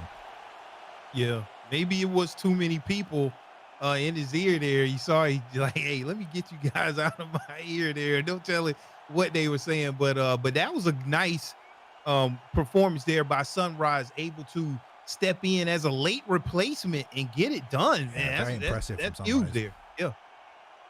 Yeah, and Sunrise looked very good. I mean, he was mixing up his takedowns with his striking, and then he would stand at a distance and he would time that pinpoint laser piston of a right hand bow right down the pipe, and that was some devastating damage. Yeah, Sunrise coming and getting his win over a well-trained Elroy with a 5-star corner team in that party, just shouting like, let's go, do this, do that, and Sunrise getting the win, 2-0. Elroy moving to 1-1 here in the Esports Fight League. Balian, what do we have next? Well, shout out to both those guys as well. I mean, good performance on both parts. Both had some nice moments too. We have Jay Cully, I believe, right? The co-main event, JC, and he's going to be taking on, I believe it is a Dino. Is it? It is. Oh my Dino. goodness. Always crispy, clean, Oh my goodness. quality as well at featherweight 2 tonight for you guys. So we hope you've enjoyed the card this evening. It's been a good one. ESFL 109, obviously tomorrow night ESFL 110. We're back on Sundays, and then on Wednesdays as well. If you don't know, make sure you're in the Discord if you want the updates on the fights that are coming up, if you want to sign up and compete in the ESFL, if you want to join a fight camp. You see many fight camps across the board here, or if you're looking for matchups, to meet players, to set up your own tournaments, to talk about UFC events, join the Discord. And we're on YouTube as well. You can watch all the past events, catch up on people like Dino MMA and JJC who are fighting right now. Let's go. Let's go. We're moving up to the ranked number 2. JC21 undefeated, ladies and gentlemen, 2-0. Wow. Not afraid of the ground, undefeated in the USFL, but he is fighting the number 1 ranked contender, Dino MMA, one of the most vicious strikers in the world. Wow. Marshall Mine on his YouTube channel, Boxer, has said he is the best Israel Adesanya player in the game. Who knows if it's still true? 3-1. Yeah. He's a creative striker, sort of like Spider earlier. This guy is dynamic, comfortable everywhere, and devastating with those hands. Winner of this fight could get the next title shot. Yeah, Dino, very good friends with Spider. I DM Dino and asking for a combination one time. He gave me like 10, and I was like, wow, like this guy is very creative. Also, just like Spider, but then he's fighting an undefeated fighter in JC21. I'm not gonna say it once. I'm gonna say it 3 times. So these guys are. I can't wait to see this. You're gonna see some high level striking, and you're seeing it already. Look at these combinations, Bailey. I can't help but feel like Dino and Spider have both been practicing Max Holloway. I half expected to see Aldo come out from Dino tonight. I know he's been practicing him as well. Did a tweet on him earlier, but it looks like he's taking that Holloway pick. We'll see if we get some boxing going. In the opening, though, he needs to be careful. Obviously, JC with Connor, big power advantage, and very, very good patient striker is JC. Not the kind of Connor player that's going to burn himself out, and leading a lot with that lead hook now. Catching him nice and clean. Straight left to the body is a big weapon for Connor as well. And that Ed Parker rear uppercut to the body is always money. So you've got to be careful with that as well. Dino trying to step through, though, get some pressure, already putting him on the outside of the octagon there, but then the jab, whipping rear uppercut to the body here. So Dino's got to find a home for some uppercuts, maybe get away from that. Yeah, and I like to see all of these stance switches here, just to give your opponent a different look. But man, JC21 is not having nothing of it. He's doing real good here, landing a lot of knees and a lot of strikes to the body right now. I like his footwork. He's playing nice footsies, going in and out there, able to get a beat on his opponent. But Dino, we've seen him pull it out time and time again here. This is some high-level stuff from both of these guys. Very good footwork here, and definitely 98 in the switch stance department there for Max Holloway. Not so much there for Conor McGregor. But man, this is already a high-level fight. Can't wait to see how this one turns out, Bruce. Right, JC landing the better, cleaner shots right now, in my opinion. Dino fighting orthodox and Southpaw, really mixing it up. Oh, big punches. JC really doing a good job in round number 1, and Dino MMA on the back foot a little bit towards this latter part of round 2. Big left hand, but you know, if you're going to lose a round against Conor McGregor, it's going to be the first round. So Dino knows this. He just needs to find timings of JC. JC's doing very well with that lead hook, though. He's all day with that lead hook. Oh, beautiful straight left from JC as well. Catches him on the way out. Eats that head kick on the block and stays in there ready to retrade. Nice fake with the teep. Brought Dino forward, but he actually landed his own teep. Chopped him with that body shot there to deliver on the way out. And there's a nice return on the head kick from Dino. These guys, very, very good. Going tit for tat right here. Another stance switch of Dino. He's actually throwing a lot of these straights that then you can step into stance switches from. I don't know why he's doing it that much. Sometimes it's just to give him a different look. You've seen it a few times. It's pretty fancy. But JC having nothing on it, really fighting out of a nice defensive shell. Misses that lead teep kick there and gets eaten by the big right hand. There's a rear uppercut as well from Dino, who's now trying to snipe, but trading in the pocket there. And JC gets his big left hook off, so it's not always very well advisable. Nice return there, though, from Dino. Good work from both men. Oh, big left hand and the teeth. Just seeing a lot of high-level stuff there. And these guys are exchanging a lot of uppercuts there. But one thing, just like the Spider fight, the punching power of Conor McGregor is 96, punch speed of 98. So you can't be trading at all in there, and the accuracy of 99. And you're down there on the stamina there. You might look good for right now, but JC is showing you why he's undefeated there. He is putting on the pressure here, doing a good job. I think he's in control, bro. Oof. Oh, most definitely. We're seeing some great defense from JC. Oh, good slip straight lands. Dino right there. Oh, another one. Straight uppercut, digging to the body. Dino MMA with a body kick as well. Beautiful shots. Slick striking by Dino MMA, as we were saying. JC doing so well. Oh, he just ate that uppercut. That's the thing with Conor, though. You can eat and you can take one to give one because of that power, that speed, and Max Holloway doesn't have the most powerful punches. So very interesting stuff so far between these two gentlemen. Yeah, good work by Dino finding a home for the uppercut, though, to get him out of range and away from that rear uppercut to the body that JC was landing earlier in the fight here. Now Dino trying to step back in on the inside, land that cracking right hand in the trade. Feels a little bit of confidence there as that patented lead leg fake head kick coming out there. He sat in the pocket, pulled and waited, rips his own uppercut, but his health and body is chipping away here. Dino slightly losing a lot of that. And JC still sliding forward. Nice lead hook into that knee to the body as well. Just pulls out all their offense and grabs a nice clinch. This is going to hurt Dino a little bit even more so. JC pushing forward now despite getting tagged up a little bit. He knows how much he's hurt Dino and he's still trying to just land big shots. Lead hook, rear uppercut to the body one more time. Slip straight off the top, doesn't land. And there's that teep kick, going to give him space to step in. But that kick catch is so crucial right there. Gives him a moment to break the momentum. Locks the hands. Big takedown to side control. Great work by Dino. Huge slam. Wow, and this is the best of the best that we're seeing doing it. You got to realize that how good Dino is and then undefeated with JC 21. And just when I thought that JC 21 had the advantage on the fight, Dino definitely had a big moment and turned it around with a rock. And he's been able to snowball from there. And now he is landing some nice ground and pound here and still mixing it up. Ooh. Able to cause a health moment right there, even on the ground. So he's doing a good job. And this is where you want Conor McGregor, because if he has a moment, a space, a chink in that armor, it is on the ground. All right, because it is in the 80s. So this is where Dino wants to fight. He's doing a good job right now. 1 minute left to go in the second round, Bruce. Right, and Dino MMA's head health and body health was getting to a dangerous level, so he had to get this takedown, and that shows how good he is at knowing what he needs to do to win the fight. Out of the gates, Perk is going to be gone in round number 3, and Dino's going to really be able to have a chance to, get this round at the end, maybe with this control. I don't really know, but we will see. And oh my goodness, look at that. JC takes his back and lets him know, hey, I got some jiu-jitsu as well, my friend. JC, one of those players who, when on the bottom, just punches you. Just non-stop punches you to build GA.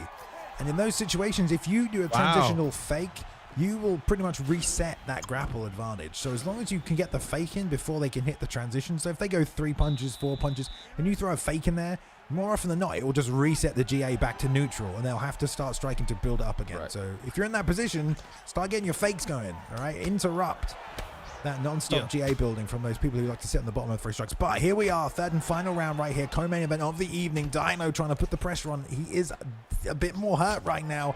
He's taking a lot of damage, and the stamina isn't even that different. So he's kind of at a disadvantage here, guys, going into this final round. He doesn't really have a speed advantage. He doesn't have an accuracy advantage, and he definitely doesn't have a power advantage. So let's see what Dino can pull out with JC against the cage right here. Yeah, one thing about that Max Holloway pickup, a higher altitude perk, so he has the strikes consume less stamina in rounds 3. So his strikes are going to consume less stamina. So, but he's able to get the fight to the ground here. So even though he's down in stamina, it might not look as bad as what it actually is. And look, if he can control this for the rest of this round and keep this fight on the ground, that's going to score really well in the eyes of the judges, and you can stay safe. But that's easier said than done, because we still got 3 minutes to go in this round and a little bit more. But if you can do it, Bruce, you can walk away with the win here. Yeah, I would have to agree with you. I mean, that was a big round too. We saw those stats. Dino MMA doing the smart play right now, just trying to get the control. He knows what a sweep, utilizing that grapple advantage, the momentum. That is a nice play, and JC now can get back to his feet, but he's got to be careful that he doesn't do it unstrategically, because then he'll get countered. So he needs to be very careful here, and maybe he wants to lay on him as well. We'll see. Yeah, good job. This top position for JC, wants it back to the feet. Why not? There we go. The Great advantage job. there. He's doing very well right there. Dino's gonna have to find something. Whiffs big on that right hand, and JC's so defensively minded. That should be something that's on his acumen right here. His defense is very, very good. Very rarely gets hit. Very rarely puts himself out of position. And like you said, Boxer, I think his footwork is phenomenal, JC. It really is world class. Yeah, these guys seem like they are in the last minute, 30 seconds here. Dino landing a huge body kick, but will it be enough? I'm not sure. JC pouring on the pressure, showing you why he's undefeated. And he just looked a lot stronger there. Nice rock there, and a huge knockdown there by JC. 21, and I thought he was going to get up, but he wants to keep it down right here on the ground. He'll be safe here, and he's able to like get this sprawl top position here. Now raining down some punches here, letting that clock wind down. You're in a safe position. You can get a easy transition denial here. Takes the back. Will he take this to back sitting or back mount? But no, choose to roll out there. Now you're in the guard of Max Holloway. You're not in any danger here. Last 20 seconds is no submissions that can be completed at this time. JC 21. Didn't tell you once, I told you 3 times. Looked like he's strong to finish out this round in round 3. Wow. Yeah, so he's going to let it go to the judges. Maybe he thinks he's up in round number 1. This is very interesting, though, because, okay, good decision by JC, gets the win. We don't get to hear the judges, unfortunately. But, yeah, I don't know. That was a very close fight in round number 1 and round number 2, in my opinion. But JC squeezes the W there, Balian.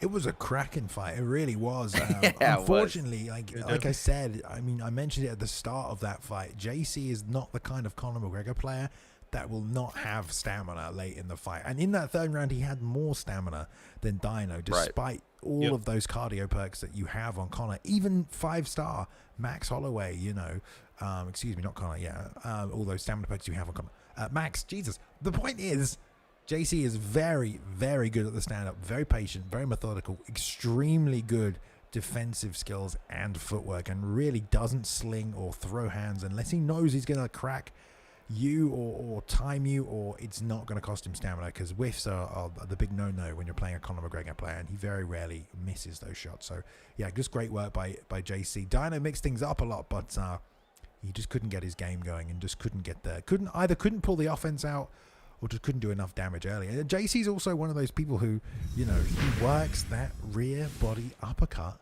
and it's a phenomenally damaging technique. It's so strong. It does so much damage, that rear body uppercut. Yeah, I know it was a lot of work done on that rear body uppercut, but even still, after the nerf, we still have a very strong rear body uppercut. Not a lot of people throw that shot. I don't throw that shot, but if you're able to land it safely without getting uppercutted yourself while you're going down low to the body, it will pay dividends. And we see JC21 is one of the best one to utilize that, and it pays off. This guy's still undefeated here. JC21 putting people on notice. I can't wait to see when he fights off against the TH4 Rehans of the world, BlakeTylerrs, etc., etc. This is going to get very interesting in the weeks to come. Yeah, because he just took out the #1 ranked player, Dino MMA, the legend, and now that's a potential title shot for JC. So, yeah, the light is shining bright on JC21 right now, and who knows, sky's the limits for this guy. And he's showing in that performance right there, wow, he is one of the best players on Xbox right now. Oh, yeah. Cannot be denied. Is right. But speaking of the best players on Xbox, we are about to crown officially the Esports Fight League best player on Xbox, because we have a champion in BlakeTylerr, but then we also have an interim champion when Blake wasn't able to defend that belt in ICB's Cali. So here we go. They've been waiting for a while. It's been, 3 weeks in the making now, I think, this matchup. So these two are ready. It's going to be bantamweight. Nothing but fireworks here tonight, I am sure, for this one. So, guys, the main event, ESFL 109, is coming at you right now. Let's go. We got the interim undefeated champion right now, ICB Cali, undefeated, well-rounded, super dangerous out there looking to defend his interim title. He thinks he's the champion, but BlakeTylerr has something else to say. He is the real undisputed champion, 2-0, extremely composed in there, hard to break his mental fortitude, works the body boxer, patient yet aggressive. Wow, here we go. 5-minute rounds, boys. Yeah, in cold blood, the best of the in cold blood versus the best of the Dons. Let's see who gets it done here. And they decided to go with the Piotr Jan mirror match. Oh, yeah. And he falls down pretty far here on this top fighters list, right there in the middle from being the champion. Not sure if I agree with that at all, but still, these guys knowing, hey, this still is one of the best fighters in the game. Look at here, touching them up. We see a stance switch there early on by BlakeTylerr, which he's going to take a hit for that switch stance. So this is an interesting strategy so far, baby. Yeah, for sure. We're going to see who gets the front foot forward in this matchup. Beautiful lead hook right there over the top. Blake deciding to go southpaw ahead of ICB Cali's orthodox right here, putting on the pressure, ending every combination with that straight left and nailing him as well with that beautifully timed body shot as well. Look at that liver shot off the lead leg. Real nice work for Blake, looking incredibly sharp right now. Just a step ahead of Cali. Yeah, Bailey, are you still there? Yeah, I just go ahead. That was a crazy combination there. Just fired out so fast and lightning there by BlakeTylerr. And let's see what ICB, he whiffed a couple right there. And I like the footsies right now that BlakeTylerr is playing. He's coming in when ICB Cali is not expecting, and but he's out of the pocket so quickly. Doing a good job. But look, walking your opponent back to the cage there, putting him in that 50-50 position, but he lets him out there. I'm not sure what he wants. And look at the stamina there on ICB Cali already being drained. This is not what you want in a 5-round fight. BlakeTylerr looks like he knows what he's doing, bro. Yeah, for sure. Yeah, BlakeTylerr looks like he's very, very comfortable. He's very trained. He's confident, and he's really doing a good job using his footsies to come in, make ICB Cali think he's going to be there when he's not. He's like Mel Gibson in The Patriot. He's like a ghost out there, and his ability to throw that jab, lead hook, body straight is just phenomenal. Beautiful reference, Robert. Right. BlakeTylerr's left leg is on fire. He is firing that thing like a shotgun to the liver. It is coming off so tight and so clean. Cali is having a real hard time landing anything over these inside leg kicks and straight rights to set up of it.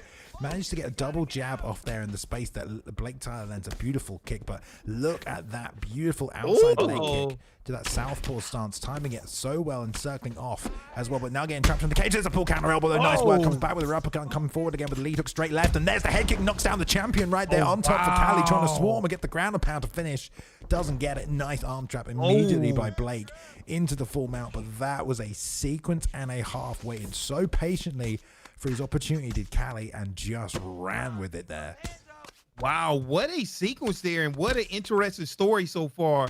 BlakeTylerr put that power leg on the same side as the stomach side, the liver side of ICB Cali, and it paid dividends because he has a stamina advantage. But ICB able to get the rock and the 1-2 head kick knockdown and all of the control here. So this is going to be interesting how this plays out for the rest of the rounds, because this is a 5-round fight.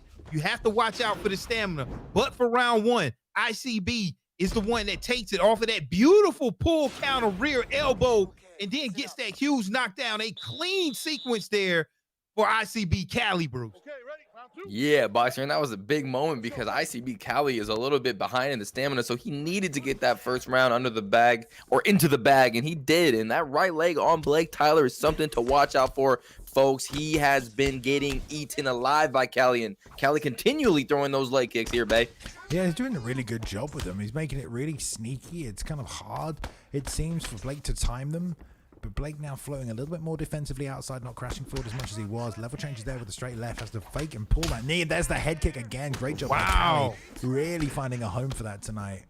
He is throwing out a lot of technique, so his stamina is lowering for a reason because he's having to force it. And Blake now sticking with the 1-2s, the 1-3-2s, nice and calm. Patient boxing. He's trying to block low, though. I mean, if anything, that's just going to create more head kick opportunities. Look at them crash right there in the middle, and Blake gets the better of that exchange. But the return from Cali, he comes back now. Cali trying to put on the pressure. Lead hook straight, but gets caught on the slip right there, forcing him to back out and loses even more stamina in the process. And now crowding Blake, trying to step into the pocket. Maybe not the best idea. Nice head kick, but no, not doing. And he's going to have to retreat as his block starts to lower as well. Those lead leg kicks right there to the outside leg. There we go. I was going to say, you should go back to them because he's doing a great job with them. Yeah, one thing that happens whenever you attack that lead leg, you bring that block down so you can land that front kick. And that's what, look at there. BlakeTylerr wow, that's it. And see, this is where it's real dangerous. Is this going to be it here? He's in that knee on belly position, very dangerous. And that's what we was going to look at and see if the tides were going to turn because of the stamina disadvantage there by ICB Cali. And so now BlakeTylerr able to turn the tides here and even this up. One knockdown apiece for both of these gentlemen going in this round 2. And man, this is shaping out to be a fight. Like you say, Bruce, we got a long fight here. And boy, I'm not sure what's going to happen here going forward. 100%. This fight is crazy, and the champ's leg is blinking right now, but that nasty, devastating combo BlakeTylerr was able to land on ICB Cali has given him the significant health advantage. So I believe, boys, he's going to be able to snowball this if he's careful. And now he's in the half guard position, sliding right into side control, 1 minute on the clock, and he's going to be able to do some damage, get some control time, and just add up the points, Bay. Yeah, it's that mirror match that leg as well. The more head health you have, the less damage you take, and that's what Blake is going to run with right now. And he is getting Cali to pull all of these head kicks out. He's whiffing, he's missing, he's trying to land something big, I'm sure. But it was such a good sequence by Blake. He caught him with a straight left. As he threw the head kick, it almost looked like the head kick hit him, but it was just out of range of it. I wonder if we'll see it on the replay, but it was beautifully timed. He followed up, did a good job, and look at that double shot to the body off the straight. Another chopping inside kick there. He's gassing. It's just a little too tough. low. Yeah, it's a little too low right now. One thing that's interesting, that right leg never stopped blinking, even though when he was on top. Well, that was interesting. So, but at the stamina is a little too low at this point. And I think BlakeTylerr, he's able to deplete that stamina again when he's at 100% full stamina. Yeah, how has he done that? I mean, that's a great job. How the hell has he done that? Crazy. And yeah, let's see what happens. This is crazy. Yeah, full stamina there. Good job there. Whatever BlakeTylerr did, I need to go and see why ICB. Yeah, exactly. I need to see why ICB Cali's why his stamina drained and then not BlakeTylerr. I mean, they both been knocked down, like you said, Bailey. Very interesting here, but nonetheless, the advantage is what it is. Oh, look at there it is. A little too much. Bang bang, Bruce, like you say, and there it is, man. Got a huge knockdown. Wow, BlakeTylerr has a full gas tank right now, and oh damn! Oh, what a duck there, and just big shots. He's walking him down, vicious body kick. He's a lumberjack, chopping down with that up kick, saves ICB Cali from defeat, but Balian, the head health is dwindling. All I can say is, I want to see BlakeTylerr on PlayStation. I want to see him take on some of the other big names over here, because this is an interim title fight, or this is a unification bout against the interim champion, and he is putting on an absolute clinic tonight. I really want to see him. Someone get this man a PlayStation so we can get him, matched up against some other people as well, other than just this Xbox, because he's clearing out this Xbox division, and he is just looking phenomenal in doing so. I think it's something there with that switch stance and all of those power shots that he landed on that belly side that was able to get him all of this stamina advantage here. And we called it out as soon as the fight started. Why did he switch? Was it just that he's comfortable in the southpaw position, or maybe it was some type of strategy that we see playing out right now? Nonetheless, it worked. And it seems like BlakeTylerr can't be stopped at this present moment. You never know what can happen, but the stamina advantage is just overwhelming at this point, bro. Yeah, Cali's trying. He's coming forward. He's a couple of big shots, though, and it's probably going to be over. He doesn't have the gas tank to withstand or do any significant damage, so I think this one is in the books. But, yeah, you never know what's going to happen. Right now, you got BlakeTylerr on top with a lot of stamina to work with, Bay. Yeah, I mean, it's almost Conor McGregor, Eddie Alvarez-esque. He's just teeing off at him after he cracks him once. It's pretty brutal. I think Blake might get the finish here if he can get the last few shots in. If he gets a stamina recharge and a reposture. But Cali, props to him. He's trying to stay in it. He's fighting for it, but he is just all kinds of beaten up. No stamina left. And he's got the champ on top of him, just raining down. Don't forget, before this fight, Cali was undefeated. Never lost in ESFL competition. Well, I mean, damn, look what the champ's doing to this man tonight. Wow, look at that stamina shoot all the way down. You have to be careful here. And now, is this a 5-round? This should be a 5-round fight, right? Yeah. Okay, Yes, yeah. sir. So, yeah, he won't be able to last that long. I thought I saw 3, but maybe I was wrong there. But yeah, if I was BlakeTylerr, it's 5 rounds. So I would want to get this fight over with, maybe put him into submission, because you never know what can happen. You can get thrown into submission yourself, but look at there. Oof. You might want to keep it on the feet. Honestly, And look at these combinations here. It's like a drunken bar fight right now for Cali. That's how tired he is, and it's almost nothing he can do. And BlakeTylerr has to feel comfortable, has to feel good here. If ICB Cali can find a way to get this done, it would be remarkable, but I don't think so. But you never know what can happen there, Bruce.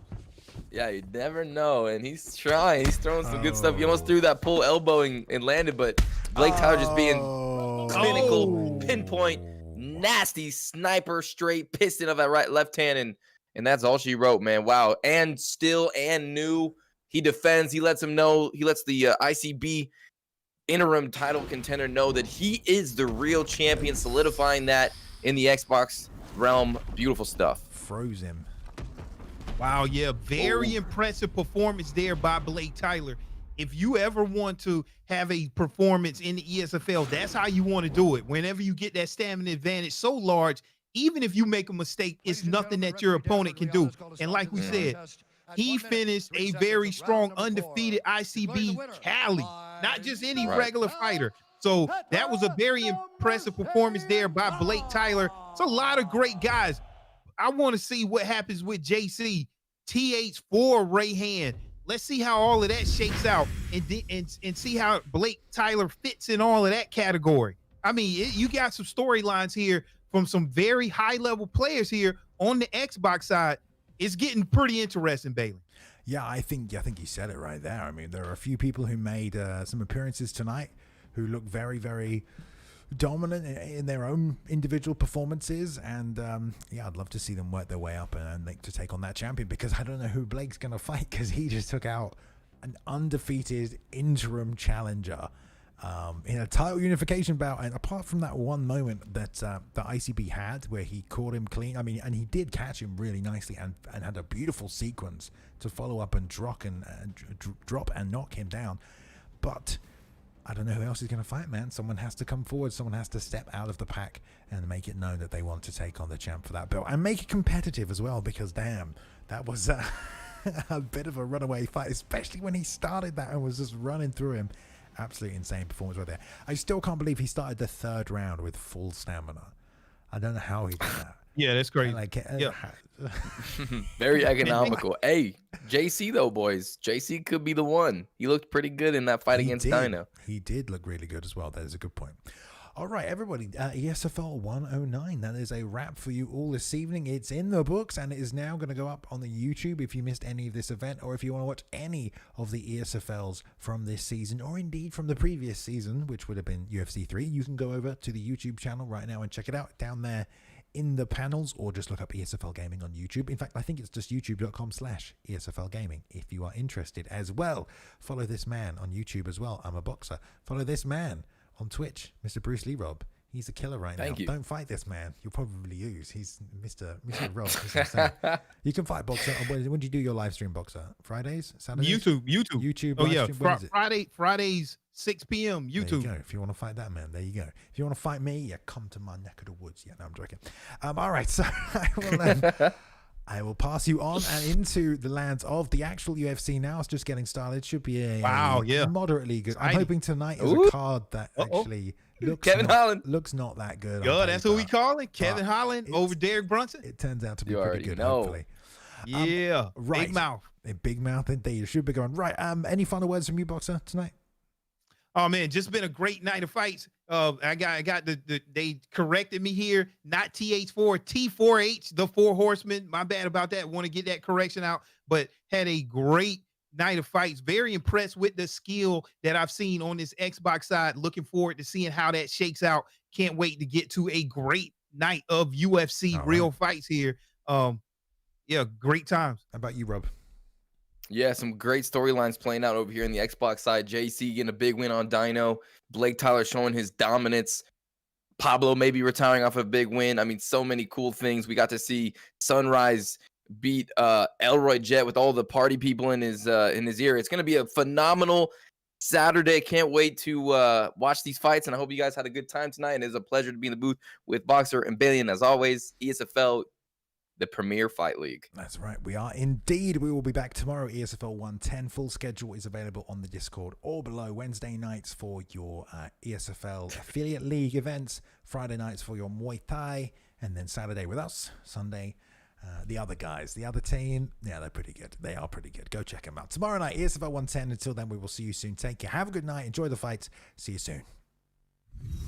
Peace.